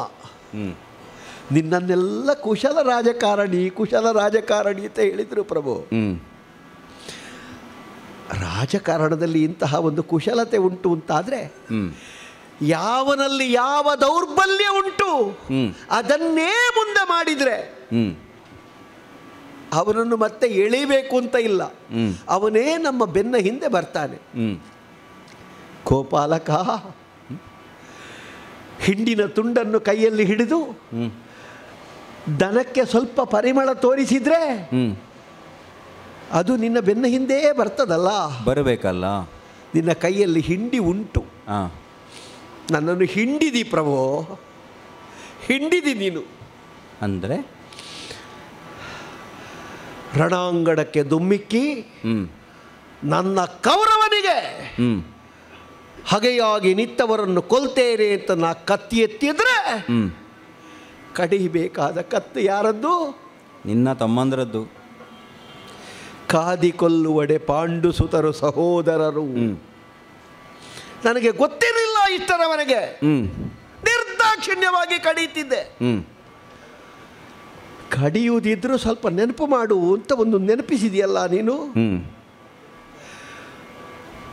ಹೇಳಲೇಬೇಕು ಅಂತ ಇದ್ರೆ ನಿನಗೆ ಸಂದರ್ಭ ಬಹಳ ಇತ್ತು. ಈಗ ಹೇಳದೇ ಇದ್ರೆ ನನ್ನನ್ನು ನಿನಗೇನು ಮಾಡಲಿಕ್ಕೂ ಆಗೋದಿಲ್ಲ. ಆಗದಿಂದ ಹೇಳಿದ್ದೀನಿ ನೀನು ನಿನ್ನ ಕಥೆಯಲ್ಲೇ. ಕವಚ ಉಂಟು, ಹೌದು, ಕುಂಡಲ ಇತ್ತು ಅಲ್ಲ, ಅದುಂಟು. ಕವಚ ತೆಗೆದರು, ಅವರು ತೆಗೆದರು, ಹೋಗಲಿ, ನಿನಗೆ ಗೊತ್ತುಂಟು. ಆ ಪಕ್ಷದಲ್ಲಿ ಪ್ರಾಮಾಣಿಕವಾದ ಹೋರಾಟವನ್ನು ಮಾಡಬಲ್ಲವ ಕರ್ಣ. ಆಗ ಈಗ ಎಲ್ಲಿಯೂ ಅರ್ಜುನನ ಸಂಗ್ರಹ ನರಗಾಗಿ ಆಗ್ತಾ ಉಂಟು ಅಂತಲೂ ನಮಗೆ ಗೊತ್ತಿದೆ. ನಾನೇನು ಅವನಿಗಾಗಿ ಸಂಗ್ರಹ ಬಹಳ ಮಾಡಬೇಕು ಅಂತ ಹೊರಡಲಿಲ್ಲ. ನನ್ನಲ್ಲಿ ಒಂದು ಉಂಟು, ಸಂದರ್ಭ ಸಿಕ್ಕಿದ್ರೆ ಮಾಡ್ತೇನೆ ಅಂತ ಇಟ್ಟಿದ್ದೇನೆ. ಅದು ನಿನ್ನ ಕಣ್ಣಿಗೆ ಕಂಡಿದೆ ಅಂತ ನನಗೆ ಗೊತ್ತಾಗಿದೆ. ಅಲ್ಲ, ನೀ ಹೇಳಿದ ಹಾಗೆ ಅವರಲ್ಲಿ ಬಂಧುತ್ವವನ್ನು ವ್ಯಾಮೋಹವನ್ನು ತೋರಿಸಿ ಅವರನ್ನೊಂದು ನಾನು ಮರ್ಮಾಘಾತವಾಗಿ ಬಡಿಯದೆ ನಾ ಸುಮ್ಮನೆ 10ರೊಟ್ಟಿಗೆ 11 ಅಂತ ಹೇಳಿ ನಾನು ಹೋರಾಡಿ ಹೋರಾಡಿ ಹೋರಾಡಿ ಸತ್ತೇನಾದರೆ ನನ್ನ ಕೌರವನಿಗೆ ಭೂಮಿಯಲ್ಲಿ ಹಿಡಿ ಮಣ್ಣಿಲ್ಲ. ನನ್ನ ಕೌರವನ ಬಾಯಿಗೆ ಬೀಳುವುದು ಹಿಡಿ ಮಣ್ಣು ಮಾತ್ರ. ಹೊಡೆದಿ ಪ್ರಭು ನೀನು. ಆದರೆ ಒಂದು ಹೇಳ್ತೇನೆ ನಾನು, ಏನು ನಾನು ಕರ್ಕೊಂಡು ಹೋಗ್ತೇನೆ ಅಂತ ಬಂದಿದ್ಯಲ್ಲ, ಅಧಿಕಾರ ನಿನ್ನದು ಬಾ ಅಂತ ಹೇಳಿದೆ. ಬೇಡ ಸ್ವಾಮಿ, ನೀನು ಕೊಡುವ ಸಾಮ್ರಾಜ್ಯದ ಆ ಅಮಲಿನಲ್ಲಿ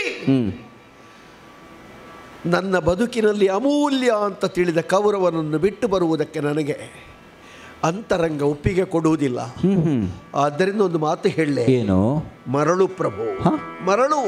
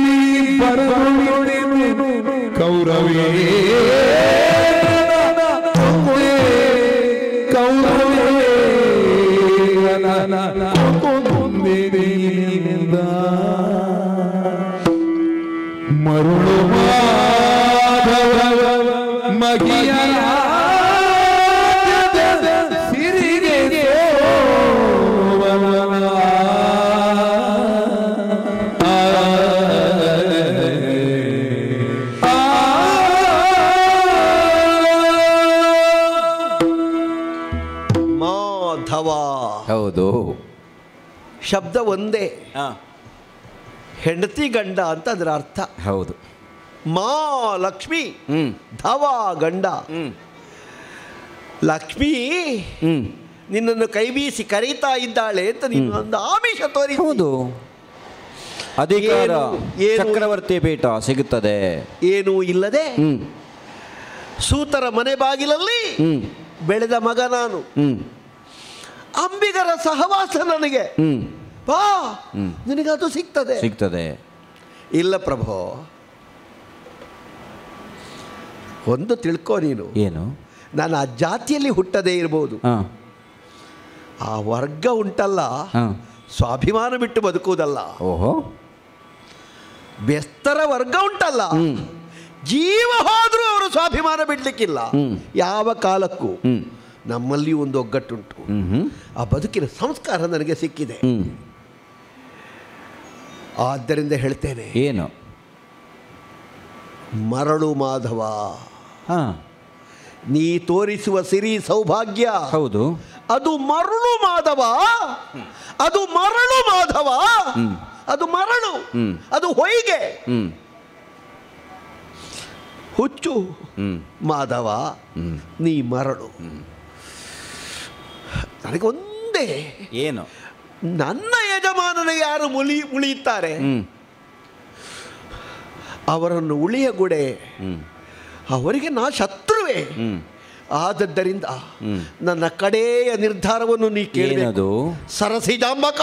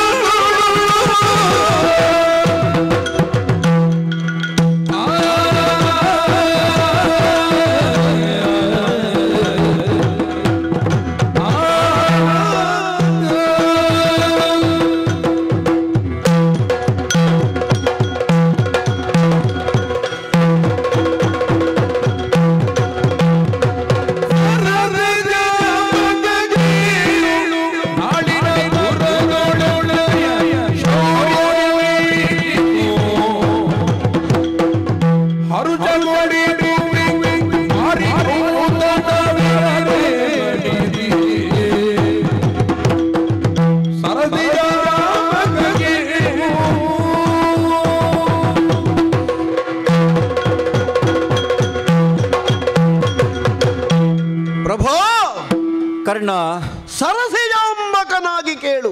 ಏನನ್ನು?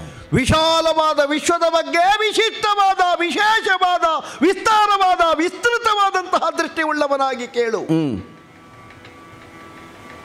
ನನಗೆ ಬದುಕಬೇಕು ಅಂತ ಇಲ್ಲ, ಹೋರಾಟವೇ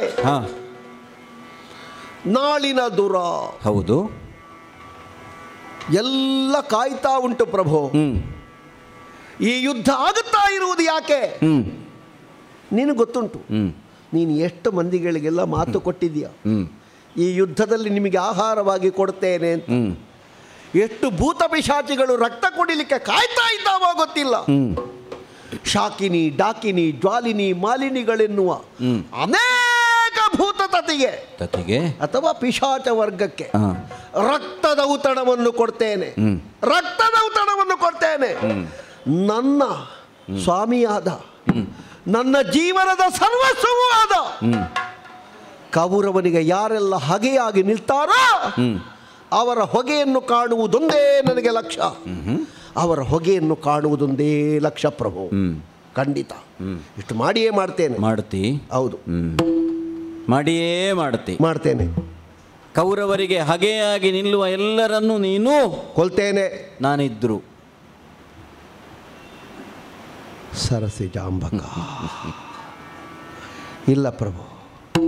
ಸರಸಿಜಾಂಬಕನಾದ ನಿನ್ನಲ್ಲಿ ಅಷ್ಟು ಹೇಳುವುದಕ್ಕೆ ನನಗೆ ಧೈರ್ಯ ಇಲ್ಲ. ಮಮ ಪ್ರಾಣ ಹಿ ಪಾಂಡವ. ಸಭೆಯಲ್ಲೇ ಹೇಳಿದನಲ್ಲ, 5 ಪ್ರಾಣಗಳು ನಿನ್ನದ್ದು. ಯಮನೇ ಆ ಪ್ರಾಣವನ್ನು ತೆಕ್ಕೊಂಡು ಹೋಗುವುದಿದ್ರು ಈ ಪ್ರಪಂಚದಲ್ಲಿ ನಿನ್ನ ದಿನ ಮುಗಿದಿರಬೇಕು. ಅಲ್ಲಿಯವರೆಗೆ ಪಾಂಡವರನ್ನು ಮತ್ತೊಬ್ಬರಿಗೆ ಮುಟ್ಲಿಕ್ಕೆ ಯಾವ ಕಾಲಕ್ಕೂ ಯಾವನಿಗೂ ಅಧಿಕಾರವನ್ನು ನೀನು ಬಿಟ್ಟು ಕೊಡಲಾರೆ, ನನಗೆ ಗೊತ್ತು. ಆದರೂ ಅವನ ಜೀವ ತೆಗಿತೇನೆ ಅಂತ ನಾನು ಹಠದಿಂದ ನಿಂತಿದ್ದೇನೆ. ಅವರ ಪ್ರಾಣ ಹೋಗದೇ ಇದ್ರೆ ಮತ್ತೆ ಹೋಗುವುದು ನನ್ನದ್ದೇ.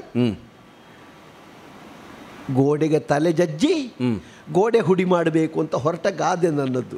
ನನಗೆ ಗೊತ್ತುಂಟು ಗೋಡೆ ಹುಡಿ ಆಗುವುದಿಲ್ಲ, ಗುದ್ದಿದ ತಲೆಯೇ ಹುಡಿ ಆಗ್ತದೆ ಅಂತ. ತಲೆಯ ಒಳಗೆ ಗಟ್ಟಿ ಇಲ್ಲದೆ ಇದ್ದದ್ದರಿಂದ ಗಟ್ಟಿಯನ್ನಾದರೂ ಈ ಗಟ್ಟಿತನದಿಂದ ಹೊಡಿತೇನೆ ಅಂತ ನಾ ಹೊರಟವ. ನನಗೆ ಒಂದೇ ಬೇಕಾದ್ದು ಪ್ರಭು, ಏನದು? ನಾ ಹುಟ್ಟಿ ಸತ್ತಿದ್ದೇನೆ. ನಿನ್ನ ಅನುಗ್ರಹದಿಂದಲಾದರೂ ಸತ್ತು ಬದುಕುತ್ತೇನೆ. ಬದುಕಿ ಸಾಯುತ್ತಿರುವ ಕಾರಣ ನಾನು ಆಗಲೇ ಹೇಳಿದನಲ್ಲ, ನನಗೊಮ್ಮೆ ನಗಾಡಬೇಕು ಅಂತ ಉಂಟು ಪ್ರಭು. ಕಣ್ಣೀರಿಳಿಸಿ ಇಳಿಸಿ ಸಾಕಾಯಿತು. ನನ್ನ ಬದುಕಿನಲ್ಲಿ ಒಂದೊಂದು ಅನ್ವೇಷಣೆಯಲ್ಲಿಯೂ ನಾ ಸುರಿಸಿದ್ದು ಕಣ್ಣೀರೇ. ಇದಕ್ಕೊಂದು ಅಂತ್ಯ ತೋರಿಸು. ಸರಿ, ನಾ ನಗಾಡುವ ದಿನ ಒಂದು ಬರಲಿ. ಈ ದೇಹದ ಒಳಗಿದ್ದಂತಹ ಪ್ರಾಣ ಪಕ್ಷಿಯನ್ನು ಪಕ್ಷಿ ವಾಹನ ದಕ್ಷಪ್ರಾಯ ನಿನ್ನ ಪದಮೂಲದಲ್ಲಿ ಸಮರ್ಪಿಸ್ತೇನೆ ನಾನು. ಯುದ್ಧ ಮಾಧ್ಯಮವಾಗಿ ಹೋರಾಟ ಕಣದಲ್ಲಿ ನಿನ್ನ ಅಡಿಯಲ್ಲಿ ನನ್ನ ತಲೆಯನ್ನು ಸಮರ್ಪಿಸ್ತೇನೆ. ಹಾಗೆ ಹೇಳಿದೆಯಲ್ಲ, ಪರಶುರಾಮರ ಪದಭೃಂಗ. ಹೌದು, ನೀನೇ ಅಲ್ವಾ ಪರಶುರಾಮ ಅಂತ ಹೇಳಿದರೆ? ನಿನ್ನ ಪದ ಭೃಂಗ ನಾನು. ನಿನ್ನ ಪದ ಕಮಲದ ಆ ಮಧುವನ್ನು ಹೀರುವುದಕ್ಕೆ ನಾ ಬರಬೇಕು ಅಂತಾದ್ರೆ ಈ ಲೋಕದಲ್ಲಿ ಭೌತಿಕವಾದ ದೇಹದಲ್ಲಿ ಉಳಿದ್ರೆ ಆಗುವುದಿಲ್ಲ, ನನಗೆ ಗೊತ್ತುಂಟು. ನನ್ನ ಕಾಯ ಮಸಣ ಸೇರ್ಲಿ, ನನ್ನ ಕೀರ್ತಿಯೊಂದು ಲೋಕದಲ್ಲಿ ಉಳಿದ್ರೆ ಸಾಕು, ನಾ ನಿನ್ನನ್ನೇ ಸೇರ್ತೇನೆ. ವೀರಕರ್ಣನ ನುಡಿ ಅಂದರೆ ಇದೆ. ಆಂತರಂಗಿಕವಾಗಿ ಕೌರವನ ಕುರಿತು ನಿನಗಿರುವಂತಹ ಭಾವನೆ ಯಾವುದು ಅನ್ನೋದು ನನಗೆ ಅರ್ಥ ಆಯಿತು. ಆದರೆ ಒಂದು, ಭೀಷ್ಮರಾಗಲಿ ದ್ರೋಣರಾಗಲಿ ಪರಶುರಾಮರ ಶಿಷ್ಯರು, ನೀನು ಪರಶುರಾಮರ ಶಿಷ್ಯನೇ. ಅಂತರಂಗವನ್ನು ಅರಿತು ಹೋರಾಟವನ್ನು ಮಾಡು. ಆಯುಧವನ್ನು ಎತ್ತುವಾಗ ನಿನಗೆ ನೆನಪಾಗುತ್ತದೆ, ನಿನ್ನ ಕಣ್ಣ ಮುಂಭಾಗದಲ್ಲಿರುವವರು ನಿನ್ನ ತಮ್ಮಂದಿರುವಂತ ಮರೆಯಬೇಡ. ಕೌರವ ಕೊಟ್ಟ ರಣವೀಳ್ಯವನ್ನು ಹಿಡ್ಕೊಂಡು ನಾನು ಉಪಪ್ಲವ್ಯದ ಕಡೆಗೆ ಹೋಗ್ತೇನೆ. ಆದೀತೆ? ಅದು ಗಟ್ಟಿ ಇರಲಿ. ಆದೀತಲ್ಲ? ಆಯ್ತು. ಉಪಯೋಗ ಮಾಡಲಿಲ್ಲ, ಹಾಗೇ ಕೊಂಡೋಗಿ ಪಾಂಡವರಿಗೆ ಕೊಡ್ತೇನೆ. ಅವ ಕೊಟ್ಟದ್ದು ವೀಳ್ಯದೆಲೆ ಮತ್ತು ಅಡಿಕೆ ಮಾತ್ರ. ಹೌದು. ಸುಣ್ಣ ಯಾರಾದರೂ ಕೊಟ್ಟಾರು? ಕೆಂಪಾದೀತು ನೋಡುವ. ಆದೀತು. ಹೋಗಿ ಬರ್ತೇನೆ.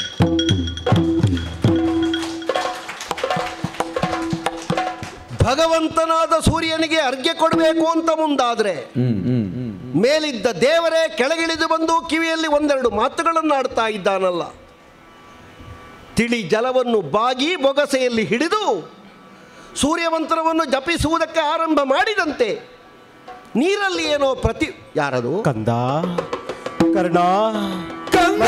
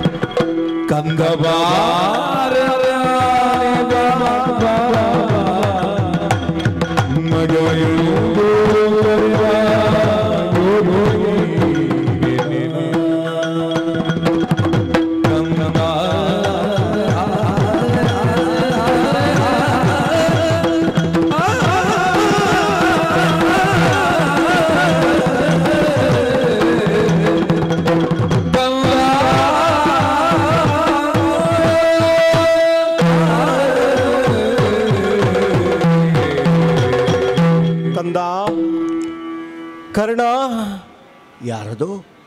ನಿನ್ನ ಮುಂಭಾಗದಲ್ಲಿ ನಿಂತವಳು ನಿನ್ನ ಜನನಿ ಕುಂತಿಯಪ್ಪ.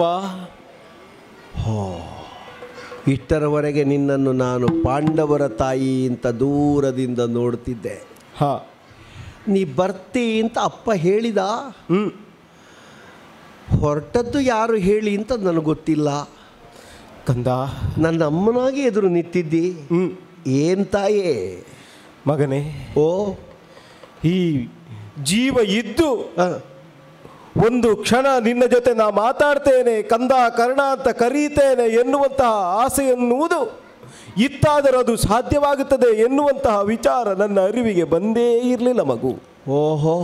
ಆ ಯೋಗವೊಂದು ನನ್ನ ಪಾಲಿಗೆ ಕೂಡಿ ಬರ್ತದೆ ಅಂತ ಕನಸಿನಲ್ಲೂ ಆಲೋಚನೆ ಮಾಡೋದಕ್ಕೆ ಸಾಧ್ಯವೇ ಇರಲಿಲ್ಲ.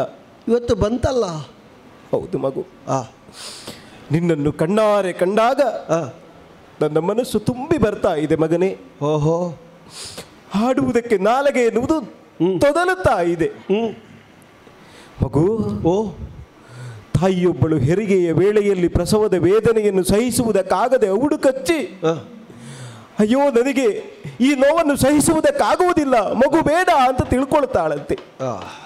ಆದರೆ ಹೆರಿಗೆಯಾದ ವೇಳೆಯಲ್ಲಿ ಮಗುವಿನ ಅಳುವಿನ ಧ್ವನಿಯನ್ನು ಕೇಳಿ, ಅಯ್ಯೋ ಈ ಮಗುವಿನ ಅಳುವನ್ನು ಕೇಳಿದ ತಾಯಿ ಹೇಳ್ತಾಳಂತೆ, ನನಗೆ ಇನ್ನೊಂದು 10 ಮಕ್ಕಳಿದ್ರು ಕಡಿಮೆಯೇ, ನನಗೆ ಮಗು ಬೇಕು ಅಂತ. ಆದರೆ ನಿನ್ನ ಅಳುವಿಗೆ ಕಣ್ಣೊರೆಸುವ ಕೈಗಳು ನನ್ನದಾಗಿರಲಿಲ್ಲ ಮಗು. ಲೋಕದಲ್ಲೊಂದು ಮಾತು ಉಂಟು. ಹೇಗೆ? ವಿದ್ಯೆ ಕಲಿಸದ ತಂದೆ, ಬುದ್ಧಿ ಹೇಳದ ಗುರುವು, ಬಿದ್ದಿರಲು ಬಂದು ನೋಡದ ತಾಯಿಯು ಜಗತ್ತಿನಲ್ಲಿ ಶುದ್ಧ ವೈರಿಗಳು ಅಂತ. ನಿನ್ನ ಪಾಲಿಗೆ ನಾನು ವೈರಿಯಾಗಿದ್ದೇನೆ ಕಂದ. ಅಂಬೆಗಾಲ ನಿಡುತ್ತಾ ಬಂದ ನಿನ್ನನ್ನು 2 ಕೈಗಳಿಂದ ಮೇಲೆತ್ತಿ ನನ್ನ ಎದೆಗೆ ಒತ್ತಿಕೊಂಡು ಆ ಮೂಲಕವಾಗಿ ಮಾತೃ ಹೃದಯದ ಅಮೃತವನ್ನು ಒದಗಿಸಬೇಕಾಗಿತ್ತು. ಸ್ತನ್ಯಪಾನವೆನ್ನುವುದು ಮಗುವಿಗೆ ಅಮೃತಪಾನವನ್ನು ಒದಗಿಸುವುದಂತೆ. ಆ ಯೋಗವೂ ನನಗಿರಲಿಲ್ಲ ಮಗು. ನಿನ್ನ ಪಾಲಿಗೆ ವೈರಿಯಾಗಿಯೇ ಬದುಕುವ ಸ್ಥಿತಿ ಆಯಿತು ನನಗೆ. ನಿನಗೇನನ್ನು ಒದಗಿಸಿದ ಕರ್ಮ ಎನ್ನುವುದು ನನ್ನನ್ನು ನಿತ್ಯವೂ ನುಂಗುತ್ತಾ ಉಂಟು ಮಗು. ಈ ಕಾಲಕ್ಕೆ ಮಗನೇ ಎನ್ನುತ್ತ ಕರೆಯುವಂತಹ ಭಾಗ್ಯವನ್ನು ಕಳಕೊಂಡ ತಾಯಿ ನಿನ್ನ ಮುಂಭಾಗದಲ್ಲಿ ನಿಂತಿದ್ದಾಳೆ ಕಂದ. ಒಂದು ಬಾರಿ ಅಮ್ಮ ಅಂತ ಕರೆಯಲಾರೇನೋ. ಕರೆಯೋಣ ಕರೆಯೋಣ. ನೀ ದುಃಖಿಸಬೇಡ ತಾಯಿ, ಅದಕ್ಕೆ ನಾನೂ ಕಾರಣ. ನಾ ಭಾಗ್ಯವಿಹೀನ.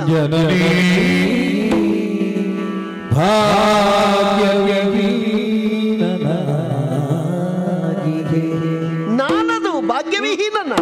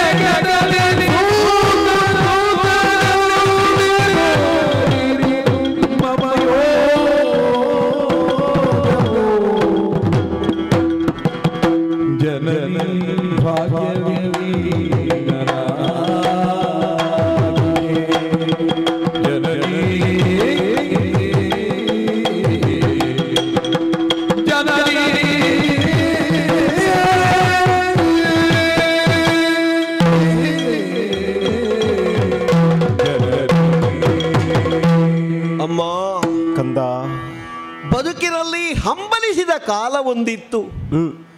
ನನ್ನಮ್ಮನನ್ನು ಕಣ್ತುಂಬ ನೋಡಬೇಕು, ಬಾಯಿ ತುಂಬ ತಾಯೇ ಅಂತ ಕರೀಬೇಕು ಅಂತ. ಇಲ್ಲಮ್ಮ, ಎಲ್ಲ ಪಡ್ಕೊಂಡು ಬರುವುದು ನಾವು. ಕುಂಬಿನಿಗೆ ತಲೆ ಇಡುವ ಪ್ರತಿಯೊಬ್ಬ ಮಾನವನು ಜೀವಿತಾವಧಿಯ ಪ್ರತಿಯೊಂದು ವಿಷಯಗಳನ್ನು ಅಕ್ಷರ ರೂಪದಲ್ಲಿ ಬ್ರಹ್ಮನ ಮೂಲಕ ಬರೆಯಿಸಿಕೊಂಡೇ ತಲೆ ಇಡುತ್ತಾನಂತೆ. ಹಾಗೆ ನನ್ನ ಹಣೆಯಲ್ಲಿ ಬರೆದದ್ದೇ ಇಷ್ಟು. ನೀನು ಭಾಗ್ಯವಿಹೀನೆಯೇ ಹೌದು ಅಂತಾಗಿದ್ದರೆ ನೀ ಪಡೆದ ಮಕ್ಕಳೆಲ್ಲರೂ ಅದೃಷ್ಟದಿಂದ ವಂಚಿತರಾಗಿಯೇ ಇರಬೇಕಿತ್ತಲ್ಲ, ದುರದೃಷ್ಟರಾಗಿಯೇ ಇರಬೇಕಿತ್ತಲ್ಲ. ನೀ ಪಡೆದ ಮಕ್ಕಳೆಲ್ಲರೂ ಸುದೃಢರಾಗಿ, ಸುಕೋಮಲರಾಗಿ, ಸುಚರಿತರಾಗಿ, ಪ್ರಪಂಚದಲ್ಲಿ ಸೌಜನ್ಯಯುತರಾಗಿ, ಪಾಂಡವರು ಅಕ್ಕರೆಯ ಉಸಿರಾಗಿ ಎಲ್ಲರಿಗೂ ಬೇಕಾದವರ ಹಾಗೆ ಇದ್ದಾರಲ್ಲ. ಹೌದಪ್ಪ. ಹಾಗಾದರೆ ನಿನ್ನ ತಾಯ್ತನದಲ್ಲಿ ಕೊರತೆ ಇಲ್ಲಮ್ಮ. ನಾ ಪಡ್ಕೊಂಡು ಬಂದದ್ದು. ಒಬ್ಬಾಕೆ ತಾಯಿ 4-5 ಮಕ್ಕಳನ್ನು ಪಡೆದರೆ ಒಂದು ಮಗುವಿಗೆ ಬಾಯಿ ಬರುವುದಿಲ್ಲ. ಅದರ ಅರ್ಥ ಹೆತ್ತ ತಾಯಿ ಹಾಗೆ ಹೆತ್ತಿದ್ದಾಳೆ ಅಂತದರ ಅರ್ಥ ಅಲ್ಲಮ್ಮ. ಇದಕ್ಕೆ ಮಾತಾಡುವ ಯೋಗ ಜನ್ಮಿಸುವ ಕಾಲದಲ್ಲಿ ಭಗವಂತ ಮಂಡೆಯಲ್ಲಿ ಬರೆಯಲಿಲ್ಲ ಅಷ್ಟೇ. ಭಾಗ್ಯವಿಹೀನ ನಾನು, ನನ್ನ ಹಣೆ ಬರ ಸರಿ ಇಲ್ಲ. ಅಮ್ಮ, ಮಗು ನಿನ್ನನ್ನು ಕಾಣುವಾಗ ನಿನ್ನ ಕೈಯಲ್ಲಿ ನನಗೆ ಬೆಳೆಯುವ ಯೋಗ ಬರಲಿಲ್ಲಲ್ಲ. ನಿನ್ನ ಎದೆಯ ಹಾಲನ್ನು ಉಂಡು ನನ್ನ ದೇಹ ಬೆಳೀಲಿಲ್ವಲ್ಲ. ನಿನ್ನ ಅಪ್ಪುಗೆಯಲ್ಲಿ ನನ್ನ ಜೀವನ ಸಂತೋಷಮಯವನ್ನು ಕಾಣಲಿಲ್ವಲ್ಲ ಎನ್ನುವ ಒಂದು ದುಃಖ ನನ್ನನ್ನು ಆವರಿಸ್ತದೆ. ಎಷ್ಟು ನಮ್ಮನ್ನು ನಾವು ಸಮಾಧಾನ ಮಾಡಿದರೂ ನಮ್ಮದ್ದಾಗಿಯೇ ಸಿಕ್ಕಬೇಕಾದದ್ದು ಸಿಕ್ಕದೆ, ನಮ್ಮ ಯಾವುದೋ ಒಂದು ಪಾಪ ತಾಪ ಯಾವುದೋ ಒಂದು ಕೂಪಕ್ಕೆ ನೂಕಿದೆ ಅಂತಾದರೂ ಆಶೆ ಎನ್ನುವುದು ಪ್ರತಿಯೊಬ್ಬನಿಗೂ ಇರ್ತದಲ್ಲ. ಹೌದು ಮಗ. ಅದು ನನ್ನದಾಗಿರ್ತಿದ್ದರೆ ಅಥವಾ ಅದರದ್ದಾಗಿಯೇ ನಾ ಬದುಕುತ್ತಿದ್ದರೆ ಎನ್ನುವರೇ ಒಂದು ಸೇರ್ಪಡೆ ಆಗ್ತದೆ. ನಿನ್ನನ್ನು ಪ್ರಶ್ನಿಸಲಿಕ್ಕೆ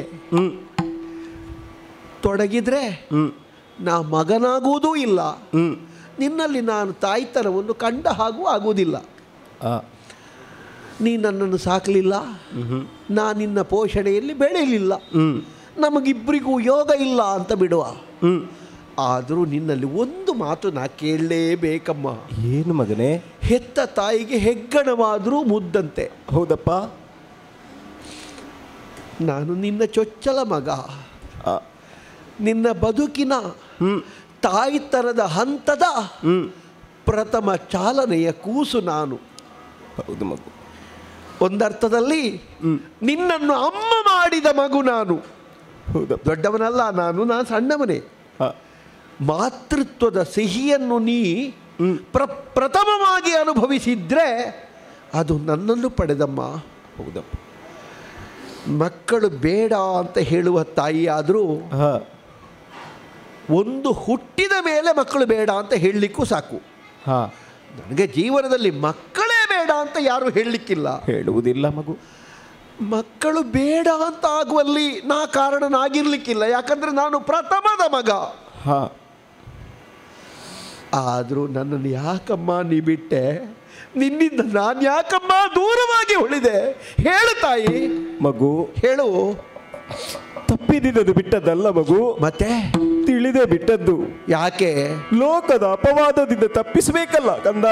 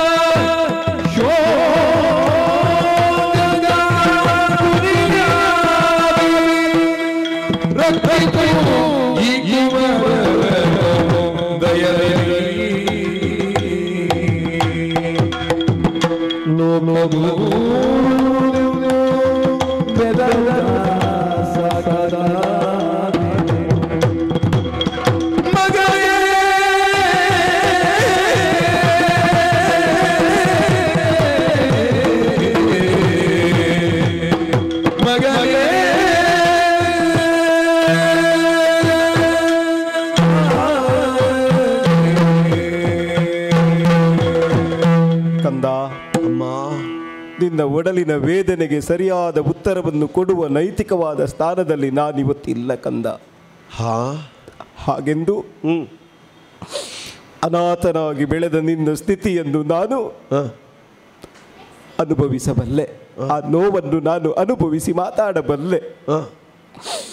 ನಿನ್ನ ಬದುಕಿಗೆ ಕೊಲ್ಲಿಯನ್ನು ಇಡಬೇಕು ಎನ್ನುವ ಕಾರಣಕ್ಕಾಗಿ ನಿನ್ನನ್ನು ತೊರೆದದ್ದಲ್ವಪ್ಪ. ಮತ್ತ್ಯಾಕೆ ಬಿಟ್ಟೆ? ನನ್ನ ಬದುಕಿಗಾಗಿ ಅಲ್ಲ, ನನ್ನನ್ನು ನೋಡಿಕೊಂಡವರಿಗಾಗಿ, ನನ್ನನ್ನು ಇಲ್ಲಿಯವರೆಗೆ ಬೆಳೆಸಿದವರಿಗಾಗಿ ನಾನು ಮಾಡಲೇಬೇಕಾದ ಸ್ಥಿತಿ ಇತ್ತು ಕಂದ. ನಾನು ಕುಂತಿ ಭೋಜನ ಅರಮನೆಗೆ ಸಾಕು ಮಗಳಾಗಿ ಬಂದವಳು. ಮುನಿಪರ ಶಾಪಕ್ಕೆ ಗುರಿಯಾಗುವುದು ನೃಪತಿ ಆಗಕೂಡದು ಎನ್ನುವ ಕಾರಣಕ್ಕಾಗಿ ಅವರನ್ನು ಉಳಿಸುವುದಕ್ಕಾಗಿ ಮುನಿಪನ ಸೇವೆಯನ್ನು ಮಾಡಿದವಳು. ಕನ್ಯಾವಸ್ಥೆಯಲ್ಲಿ ಪುತ್ರನನ್ನು ಪಡೆದಿದ್ದಾನೆ ಅಂತ ಆ ನೃಪತಿಗೆ ತಿಳಿದ್ರೆ, ಅದು ಊರಿನ ಜನಕ್ಕೆ ತಿಳಿದ್ರೆ ಅವನ ಸ್ಥಿತಿ ಏನು ಅದಿತ ಆಲೋಚನೆಯನ್ನು ಮಾಡು. ಮಗಳ ಸ್ಥಿತಿಯನ್ನು ನೋಡಿ ಅವ ಮರಗಲಿಕ್ಕಿಲ್ವೇ? ಮನೆಯೊಳಗೆ ಬಂದು ಸೇರಿದವಳೆ ಮನೆಗೆ ಮಸಣ ಆದಳು ಅಂತ ಆದ್ರೆ ಸಹಿಸಿಕೊಂಡಾನೆ ಹೇಳಪ್ಪ. ಲೋಕದ ಅಪವಾದದಿಂದ ಆ ಕಾಲಕ್ಕೆ ತಪ್ಪಿಸಿಕೊಳ್ಳುವುದಕ್ಕೆ ಸತ್ಯದ ಸ್ಥಿತಿಯನ್ನು ಹೇಳಿಕೊಳ್ಳುವ ಅಥವಾ ನಿನ್ನನ್ನು ನನ್ನಲ್ಲೇ ಉಳಿಸಿಕೊಳ್ಳುವ ಯೋಗ ನನಗೆ ಆ ಕಾಲಕ್ಕೆ ಪ್ರಾಪ್ತಿಯಾಗಲಿಲ್ಲ. ಅದು ಬಿಡು. ಮದುವೆಯಾಗಿ ಹಸ್ತಿನಾವತಿಯ ಪುರವನ್ನು ಸೇರಿದ ನಾನು ಪತಿಯಲ್ಲಿ ವಿಚಾರವನ್ನು ಹೇಳಬಹುದಿತ್ತು. ಆಲೋಚನೆ ಮಾಡು ಮಗು. ಯಾವನೇ ಗಂಡನಾದರೂ ತನ್ನ ಹೆಂಡತಿ ಮದುವೆಯಾಗುವ ಪೂರ್ವದಲ್ಲೇ ಪುತ್ರನನ್ನು ಪಡೆದಿದ್ದಾನೆ ಎನ್ನುವ ವಿಚಾರವನ್ನು ಅರಿತ ಅಂತಾದ್ರೆ ಮನೆಯಲ್ಲಿ ಇರುವುದಕ್ಕೆ ಮಾನವಂತನಾಗಿ ಅವಕಾಶ ಕೊಟ್ಟಾನೆ ಹೇಳು. ಅದಲ್ಲ, ಹೊಟ್ಟೆಯಲ್ಲಿ ಹುಟ್ಟಿದ ಮಕ್ಕಳಲ್ಲಿ, ಮಕ್ಕಳೇ ನಿಮ್ಮಪ್ಪನನ್ನು ಮದುವೆಯಾಗುವುದಕ್ಕೆ ಮುಂಚೆ ನಾನು ಒಬ್ಬ ಮಗನನ್ನು ಪಡೆದಿದ್ದೇನೆ, ಅವ ಇಂಥವರು ಅಂತ ಹೇಳಿದರೆ ಆ ಮಕ್ಕಳೇ ತಾಯಿಯ ಬಗೆಗೆ ಸಂಶಯದ ದೃಷ್ಟಿಯನ್ನು ಕಾಣಲಿಕ್ಕಿಲ್ವೇ? ಪುರುಷರಾದ ನೀವುಗಳೇ ಮಾನವಂತರಾಗಿ ಬೆಳೆಯಬೇಕು ಅಂತ ಮನಸ್ಸಿನಲ್ಲಿ ಅಂದುಕೊಳ್ತೀರಿ. ಹೆಣ್ಣಾದವಳಿಗೆ ಪ್ರಾಣಕ್ಕಿಂತಲೂ ಮಾನವೇ ಪ್ರಧಾನ ಆಗಿರ್ತದೆ ಮಗು. ಹೆಣ್ಣು ತಪ್ಪಿದ್ಲು ಅಂತಾದರೆ ಆಡುವುದಕ್ಕೆ 1000 ನಾಲಗೆಗಳು ಮುಂಬರುತ್ತವೆ. ಕೆಟ್ಟ ಅಪವಾದವನ್ನು ಹೊತ್ತು ಬದುಕುವುದಕ್ಕೆ ಸಾಧ್ಯ ಯಾವ ಹೆಣ್ಣಿಗೂ ಆಗುವುದಿಲ್ಲ. ಆ ಕಾರಣಕ್ಕಾಗಿ ಆ ಹೊತ್ತಿಗೆ ನಿನ್ನನ್ನು ನಾನು ಬಿಡಬೇಕಾದ ಸ್ಥಿತಿ ಇತ್ತು ಮಗು. ಆಲೋಚನೆ ಮಾಡಬೇಡ. ಬೇಡಮ್ಮ, ನಿನಗೆ ದುಃಖ ಕೊಟ್ಟು ನಿನ್ನ ಕಣ್ಣೀರನ್ನು ನೋಡಿ ನಾನು ಯಾವ ಸುಖ ಹೊಂದಲಿಕ್ಕೂ ಇಲ್ಲ. ಇಲ್ಲ ಮಗು, ನೀ ಹೇಳಿದ ವಿಷಯಗಳಿಗೆಲ್ಲ ಪ್ರಶ್ನೆ ಮಾಡಬಹುದು. ಹೊಸ್ತಲ್ಲ, ಮದುವೆ ಆಗುವುದಕ್ಕಿಂತ ಮಕ್ಕಳನ್ನು ಪಡೆದವರು ಪ್ರಕಟವಾಗಿ ಹೇಳಿದ ವಂಶ ಇದು. ಹೌದು, ನಾವು ಹೇಳಬೇಕು ಅಂತ ಇಲ್ಲ ಅದನ್ನು. ಸತ್ಯವತಿಯೇ ಜ್ವಲಂತ ಸಾಕ್ಷಿ. ಹೌದು. ತನ್ನ ಮಕ್ಕಳಿಗೆ ಮದುವೆ ಮಾಡಿಸಿ ಮಕ್ಕಳು ಸತ್ತಾಗ ಸೊಸೆಯಂದಿರಿಗೆ ಏನು ಅಂತ ಕೇಳಿದಾಗ ಇದ್ದಾರಲ್ಲ ಆಚಾರ್ಯ ಭೀಷ್ಮರು, ಹೌದು, ಅವರಲ್ಲೇ ನನಗೆ ಮೊದಲ ಒಬ್ಬ ಮಗ ಇದ್ದಾನೆ ಅಂತ ವ್ಯಾಸರನ್ನು ಕರೆಸಿ ನಿಯೋಗ ಮಾಡಿಸಿಯೇ ಅಲ್ಲ, ನಾವು ಮುಂದುವರಿಸುವುದು ಬೇಡ, ನಮ್ಮ ಕತೆಗೆ ಅದು ಬೇಡ. ನಿನ್ನನ್ನು ಹಾಗೆಲ್ಲ ಪ್ರಶ್ನೆ ಮಾಡಿ ಏನೂ ಉತ್ತರ ಪಡೀಲಿಕ್ಕೆ ನನಗಿಲ್ಲ. ನೀನೀಗ ಬಂದಿದ್ಯಲ್ಲ, ನೀನಾಗಿ ಬಂದದ್ದಲ್ಲ ಅಂತ ನನಗೆ ಗೊತ್ತು ಮಗು. ನೀನು ಏನು ಹೇಳ್ತೀನಿ ನನ್ನಲ್ಲಿ ಬಂದು? ಮಗು, ಕಳೆದು ಹೋದ ಕಾಲಕ್ಕಾಗಿ ಚಿಂತಿಸಿ ಫಲವಿಲ್ಲ. ಇಲ್ಲ ಬಿಡು, ಒಂದು ಅವಕಾಶ ಉಂಟು ಮಗು. ಯಾವುದಮ್ಮ? ಗಂಗೆಯ ನೀರು ಎಷ್ಟೇ ಪವಿತ್ರವಾದರೂ ಕೂಡ ಅದು ನರಕ ಪಾಲವನ್ನು ಸೇರಿದರೆ ಅದು ಶುದ್ಧವಾಗಿರುವುದಿಲ್ಲ ಕಂದ. ಹಾಗೆಯೇ ಹಾಲು ಎಷ್ಟೇ ಒಳ್ಳೆಯದೇ ಇದ್ರೂ ಕೊಳಗಿರುವಂತಹ ಪಾತ್ರೆಯಲ್ಲಿ ತುಂಬಿದರೆ ಹಾಲು ಕೂಡ ಕೆಡುತ್ತದೆ ಮಗು. ಶ್ವೇತಶುಭ್ರವಾದ ಜೀವನ ನಿನ್ನದ್ದು ಅಂತ ನಾನು ಬಲ್ಲೆ. ಎಂಥದ್ದೇ ಕೆಡುಕು ನಿನ್ನಿಂದ ಆದದ್ದೇ ಇದ್ರು ಅದು ಯಾರಿಗಾಗಿ ಎನ್ನುವ ವಿಚಾರವನ್ನು ನಾನು ಬಲ್ಲೆ. ಪ್ರಪಂಚ ಮುಖದಲ್ಲಿ ದುಷ್ಟರಾಗಿ ಮೆರೆಯುತ್ತಾ ಇರುವರ ಕೌರವರ ಪಾಳಯದಲ್ಲಿ ನೀ ಉಳುಕೊಂಡಿದ್ದಿ ಮಗು. ಇದು ಸಲ್ಲದು ಅಂತ ಹೇಳುವುದು. ಆ ಪಾಳಯವನ್ನು ತೊರೆದು ನಿನ್ನ ತಮ್ಮಂದಿರೆನಿಸಿದಂತಹ ಪಾಂಡವರ ರಕ್ಷೆಗಾಗಿ ಆದರೂ ಪಾಂಡವರ ಜೊತೆ ಸೇರಬೇಕು ಅಂತ ಬಂದದ್ದು ಮಗು. ನೀ ನಮ್ಮವದಾಗಬೇಕು, ಬರಬೇಕು ಕಂದ. ಕಾಡಲಾಗದು ತಾಯಿ, ಕಾಡಲಾಗದು.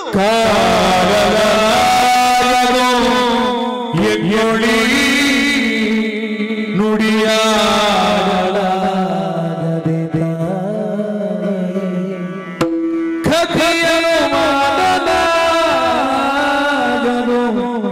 ತಿಳುಗು ನೀನಡೆದುದೇಕೆನಲು ತಾಯೇ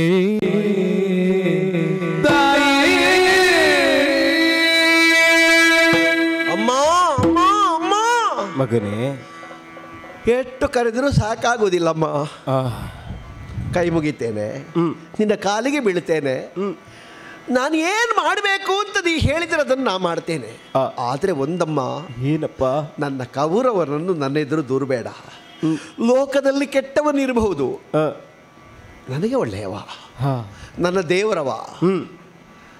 ಯಾರಿಲ್ಲದಿದ್ದರೂ ನಾನಿದ್ದೇನೆ ಅಂತ ಹೇಳಿದವ ಕೌರವ. ಅರಸನಿಗೆತ್ತಣ ಜಾತಿ, ಅಂಗರಾಜ್ಯದ ಪದವಿ ನಿನಗೆ ಕೊಡ್ತೇನೆ ಅಂತ ಘೋಷಿಸಿದವ ನನ್ನ ಕೌರವ.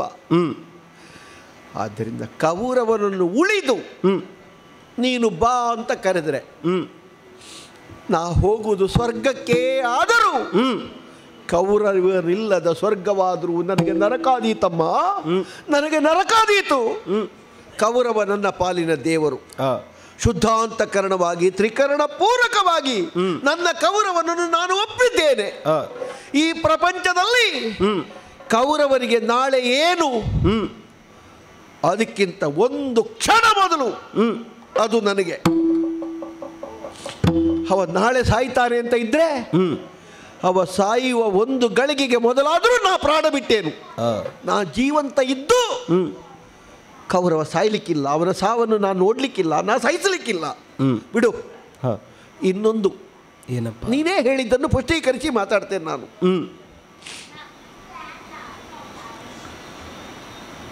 ಪುಷ್ಟೀಕರಿಸಿ ಮಾತಾಡ್ತೇನೆ ನಾನು. ಏನಪ್ಪ? ಅಪವಾದವನ್ನು ಹೊತ್ತು ಯಾವ ಹೆಣ್ಣು ಬದುಕಲಾರಳು, ಯಾವ ಹೆಣ್ಣು ಅಪವಾದವನ್ನು ಸಹಿಸಲಾರಳು. ಇಲ್ಲ ಮಗು, ಜೀವನದಲ್ಲಿ ಬಹಳ ಮುಂದೆ ಬಂದಿದ್ಯಮ್ಮ ನೀನು. ಹೌದಪ್ಪ. ಈ ಹೊತ್ತಿನಲ್ಲಿ ನಿನಗೊಂದು ಅಪವಾದ ಬರುವುದು ಬೇಡಮ್ಮ. ನಿನಗೊಬ್ಬ ಮೊದಲೇ ಮಗ ಇದ್ದಾನೆ ಅಂತ ಅದು ಎಲ್ರಿಗೂ ಗೊತ್ತಾಗುವುದು ಬೇಡ. ಗೊತ್ತಿದ್ದವರಿಗೆ ಗೊತ್ತುಂಟಲ್ಲ, ತಿಳಿದಿದೆ. ಅವರು ಯಾರಲ್ಲಿಯೂ ಹೇಳುವುದಿಲ್ಲ. ಹೇಳ್ತಿದ್ರೆ ಇದಕ್ಕಿಂತ ಮೊದಲೇ ಹೇಳ್ತಿದ್ರು. ಅದು ಹಾಗೇ ಇರಲ್ಲ, ಮಗುಟ್ಟಿನಲ್ಲೇ ಇರಲಿ. ಆದರೆ ಸತ್ಯ ಹೇಳಮ್ಮ. ಏನಪ್ಪ? ನೀ ನನ್ನನ್ನು ಕಾಣುವುದಕ್ಕೆ ಬಂದಿದ್ದಿ, ನನಗೆ ಸಂತೋಷ ಆಗಿದೆ. ನೀ ನನ್ನನ್ನು ನೋಡಿದೆ, ನಾನು ನಿನ್ನನ್ನು ನೋಡಿದೆ. ಇಷ್ಟಕ್ಕೆ ಸೀಮಿತವಲ್ಲ. ನೀ ನನ್ನನ್ನು ಕಾಣುವುದಕ್ಕೆ ಬಂದದ್ದರ ಹಿನ್ನೆಲೆಯಲ್ಲಿ ಏನೋ ಒಂದು ಉಂಟು ಅಂತ ನನಗೆ ಧ್ವನಿಸ್ತದೆ. ಸಂಧಾನಕ್ಕಾಗಿ ಬಂದ ಕೃಷ್ಣ ಬಂದ ದಿವಸ ಕಾಣಬೇಕಾದವರನ್ನು ಕಾಣಲಿಲ್ಲ. ಹಸ್ತಿನಾವತಿಯಲ್ಲಿ ಬಹಳ ಮನೆ ಇತ್ತು, ವಿದುರನ ಮನೆಗೆ ಯಾಕೆ ಹೋದ? ಉತ್ತರ ಸಿಗ್ತದೆ ನನಗೆ. ಹೇಗೆ? ವಿದುರನ ಮನೆಯಲ್ಲಿ ನೀನಿದ್ದಿ, ರಾತ್ರಿ ಪೂರ್ತಿ ಮಾತಾಡಿದ್ದೀರಿ. ಹೇಳಮ್ಮ, ಮುಚ್ಚು ಮರೆ ಮಾಡಬೇಡ. ಅಂತರಂಗವಾಗಿ ನಿನ್ನ ಮಗನೇ ನಾನು, ಭೌತಿಕವಾಗಿ ನಾನು ಕೌರವನಿಗೆ. ಯಾಕೆ ಗೊತ್ತಾ? ಕೌರವನಿಗೆ ನಾನು ನನ್ನನ್ನು ಒಪ್ಪಿಸಿಕೊಂಡ ಮೇಲೆ ನಾನು ಎಲ್ಲಿಯಾದರೂ ಕೌರವನನ್ನು ಬಿಟ್ಟು ಬಂದರೂ ಇಲ್ಲಮ್ಮ, ಧ್ವನಿ ಇಲ್ಲದೆ ಇರುವ ನಿನ್ನ ಮಗ ಹೋದ ಪಕ್ಷದಲ್ಲಿಯೂ ಏನೂ ಮಾಡಲಾರ. ಆದದ್ದರಿಂದ ನನ್ನನ್ನು ಬಿಟ್ಟು ಬಿಡು.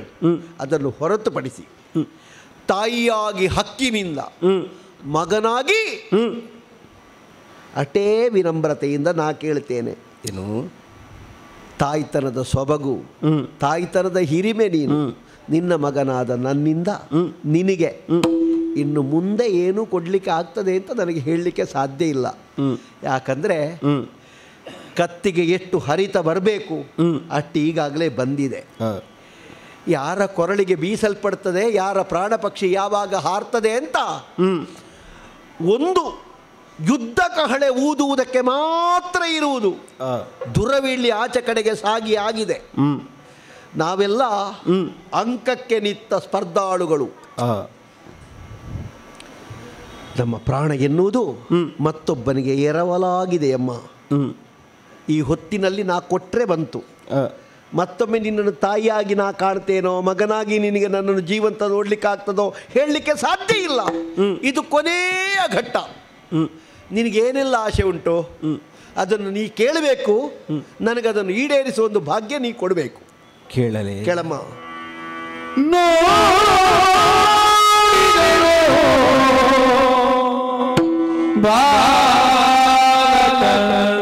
ಗುಣಗಳ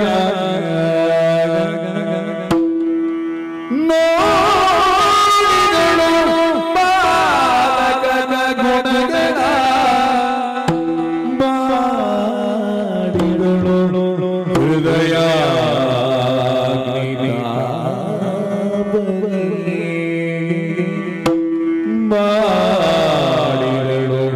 ಹೃದಯ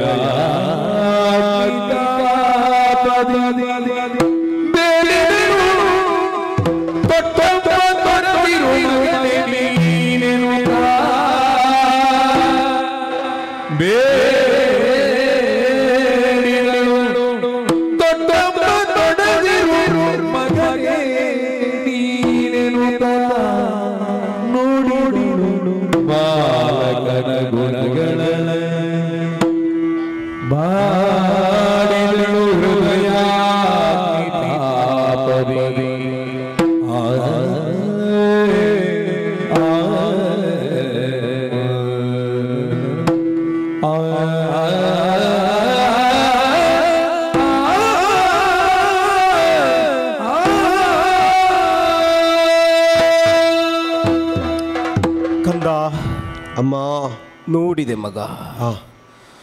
ಭೌತಿಕವಾಗಿ ನೀನಾಡುವ ಮಾತುಗಳನ್ನು ಕೇಳಿದ್ದು ಮಾತ್ರ ಅಲ್ಲ, ಆಂತರಂಗಿಕವಾಗಿ ನೀನಿರಿಸಿಕೊಂಡಂತಹ ಎಲ್ಲ ವಿಚಾರವನ್ನು ನಾನು ನೋಡಿದೆ. ಇಂತಹ ಒಬ್ಬ ಮಗ ನನ್ನ ಮಡಿಲಿನಿಂದ ನನ್ನ ಕೈ ತಪ್ಪಿ ಹೋದ್ರಲ್ಲ ಅಂತ ಮರುಕುವ ಪಡುವ ಹಾಗೆ ನಾನು ನೋಡಿದೆ, ನಾನು ಅನುಭವಿಸಿದೆ ಮಗ. ಇಂತಹ ಒಂದು ಮಾತುಗಳು, ಇಂತಹ ಒಂದು ನಿನ್ನ ನಿರ್ಧಾರ. ಸ್ವಾಮಿ ನಿಷ್ಠೆಯ ಸೇವಕನಾಗಿ ಅನ್ನ ಕೊಟ್ಟವನಿಗಾಗಿ ತನ್ನ ಪ್ರಾಣವನ್ನು ಕೊಡುವುದಕ್ಕಾಗಿ ಸರ್ವದಾ ನಿಂತಹ ನಿನ್ನ ಬಗೆಯನ್ನು ಕಣ್ಣಾರೆ ಕಂಡೆ. ಇನ್ನಾಡುವುದಕ್ಕೆ ಮಾತುಗಳಿಲ್ಲ. ನಾ ಹಾಡಿದ್ರೂ ನಾ ಕಾಡಿದ್ರೂ ನೀ ನನ್ನ ಜೊತೆಯಲ್ಲಿ ಬರುವವನಲ್ಲ. ಆದರೆ ಬಂದ ಮಾತೆಯ ಮನಸ್ಸಿಗೆ ನೋವಾಗಬಾರದು. ಮಾತೆಯ ಅಂತರಂಗವನ್ನರಿತು ನೀನು ಮಾತಾಡ್ತಾ ಇದ್ದಿ. ಏನು ಬೇಕು ಕೇಳು ತಾಯೇ, ಈ ಕಾಲದಲ್ಲಿ ನಾ ಕೊಡುವುದಕ್ಕೆ ಸಿದ್ಧನಾಗಿದ್ದೇನೆ ಅಂತ. ಈ ಲೋಕದಲ್ಲಿ ತೀರಿಸಲಾಗದ ಋಣ ಮಾತ್ರ ಋಣ. ಮಗು ತಾಯಿಯಾದವಳು ಗರ್ಭದಲ್ಲಿ ಮಗುವನ್ನು ಇರಿಸಿಕೊಂಡು ಒಂದು ಹೊಸ್ತಿಲನ್ನು ದಾಟುವಾಗ ಪಟ್ಟ ಪರಿಶ್ರಮದ ಆ ನೋವನ್ನು ಮಕ್ಕಳು ಬದುಕಿನ ಪೂರ್ತಿ ತಾಯಿಗೆ ಕೊಟ್ಟರು ಸಂದಾಯ ಮಾಡಲಿಕ್ಕೆ ಸಾಧ್ಯ ಇಲ್ಲ ಅಂತೆ. ಇಲ್ಲ, ನಾನು ಋಣ ತೀರಿಸ್ತೇನೆ ಅಂತ ಹೊರಟದ್ದಲ್ಲ, ಕಿಂಚಿತ್ತು ಸೇವೆ ನನ್ನ ಪಾಲಿನಿಂದ ನಿನಗೆ. ಮಗು, ಓ ನಿನ್ನನ್ನು ಹೆತ್ತದ್ದಕ್ಕಾಗಿ ಕಹಿಯ ಕಷಾಯವನ್ನು ನಾನು ಕುಡಿದದ್ದಿಲ್ಲ. ನಿನಗಾಗಿ ನಿನ್ನ ಜೊತೆಯಲ್ಲಿ ಮಲಗಿ ಬೆಚ್ಚನೆಯ ಆ ಸುಖವನ್ನು ಒದಗಿಸಿದ್ದಿಲ್ಲ. ಆದರೆ ಮಗು, ತಾಯಿ ಹೀಗೆ ಕೇಳ್ತಾಳೆ ಅಂತ ತಪ್ಪಾಗಿ ಭಾವಿಸಬೇಡ. ಇಲ್ಲಮ್ಮ, ಮುಂದಿನ ದಿನದಲ್ಲಿ ಒದಗಿ ಬರಬಹುದಾದಂತಹ ರಣಕನದಲ್ಲಿ ನೀನು ಒಮ್ಮೆ ತೊಟ್ಟ ಬಾಣವನ್ನು ಮರಳಿ ತೊಡಬಾರದು ಮಗನೇ. ಅದ್ಭುತ ಕಲ್ಪನೆ. ಒಮ್ಮೆ ತೊಟ್ಟ ಬಾಣವನ್ನು ಮತ್ತೊಮ್ಮೆ ತೊಡಬಾರದು ಅಂತ ನೀ ಕೇಳುವುದಿದ್ರೆ, ಯಾರಿಗೂ ಕಂಡಿದೆ ನನ್ನ ಬದುಕಿನಲ್ಲಿ ಅಂತಹ ಒಂದು ಪ್ರಸಂಗ ಬಂದೀತು ಅಂತ. ಆಯ್ತಮ್ಮ, ತೊಟ್ಟ ಬಾಣವನ್ನು ತೊಡುವುದಿಲ್ಲ, ಇಟ್ಟ ಗುರಿಯನ್ನು ಬದಲಾಯಿಸುವುದಿಲ್ಲ. ನಾ ಕೊಡುವುದು ನಿನಗೆ ಮಾತು, ಪ್ರಾಣವೇ ಹೋಗ್ತದೆ ಅಂತಾದರೂ ಅದನ್ನು ತಪ್ಪುವುದಿಲ್ಲ. ಇನ್ನೇನು ಬೇಕು ಕೇಳು ಮಗು. ಓ ಕುಂತಿ ಇಲ್ಲಿಯವರೆಗೆ 5 ಮಕ್ಕಳ ತಾಯಿ. ಹೌದು, ಪ್ರೀತಿಯಿಂದ ಬೆಳೆಸಿದ್ದೇನೆ. ನನ್ನ ಕರುಳ ಕುಡಿಗಳವರು ಸಬರ ಮುಖದಲ್ಲಿ ನಿನ್ನ ಎದುರಾಗಿ ಬರುವುದಕ್ಕೆ ಸಿದ್ಧರಾಗಿ ನಿಂತಿದ್ದಾರೆ. ಕೌರವನಿಗೆ ಹಗೆಗಳಾದವರನ್ನು ಕೊಂದು ಕಳೆಯುವುದೇ ನಿನ್ನ ಉದ್ದೇಶ ಅಂತ ಭಾವಿಸಿಕೊಂಡು ಇಲ್ಲಿಯವರೆಗೆ ನೀನಿದ್ದಿ. ಮಗು, ಸಮರಾಂಗಣದಲ್ಲಿ ಎದುರಾದ ನನ್ನ 5 ಮಕ್ಕಳನ್ನು ಕೊಲ್ಲದೆ ನನ್ನ ಮಡಿಲನ್ನು ತುಂಬಿಸಿಯೇ ಇಡ್ತೀಯೋ ಅವರನ್ನು ಉಳಿಸಿಕೊಡ್ಬೇಕು ಅಂತ ಕೇಳಿಕೊಳ್ಳುವುದು ಮಗು. ಲೋಕದಲ್ಲಿ ಕುಂತಿ ದೇವಿ 5 ಮಕ್ಕಳ ತಾಯಿ, ಅದು 5ಕ್ಕೆ 5. ಒಂದು ಅವಕಾಶ ಕೊಡಬೇಕಮ್ಮ. ಏನಪ್ಪ? ನನ್ನ ಬದುಕಿನಲ್ಲಿ ನಾ ಮಾಡಿದ ಪ್ರತಿಜ್ಞೆ.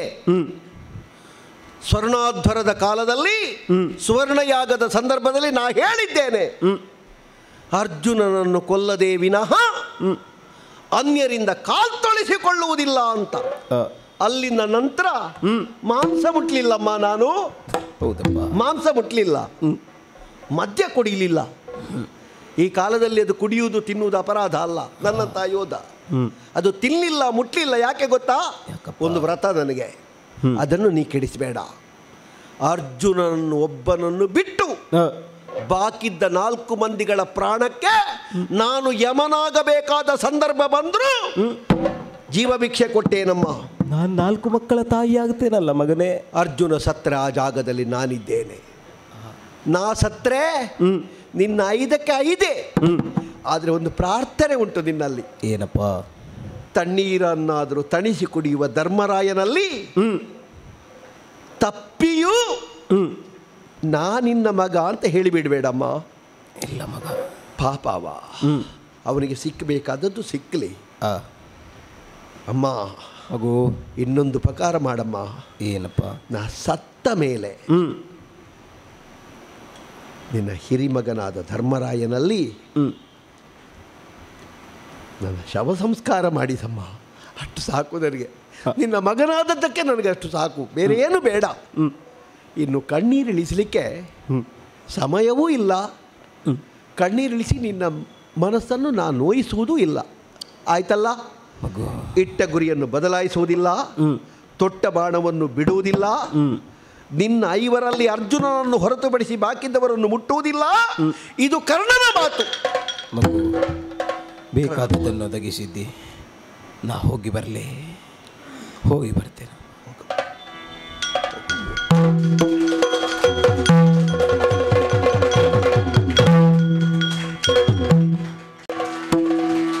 ವಸುದೇವ ಕಂಸಚಾರವರ್ಧನೋ ದೇವಕೀ ಪರಮಾನಂದೋ ಕೃಷ್ಣೋ ವಂದೇ ಜಗದ್ಗುರು.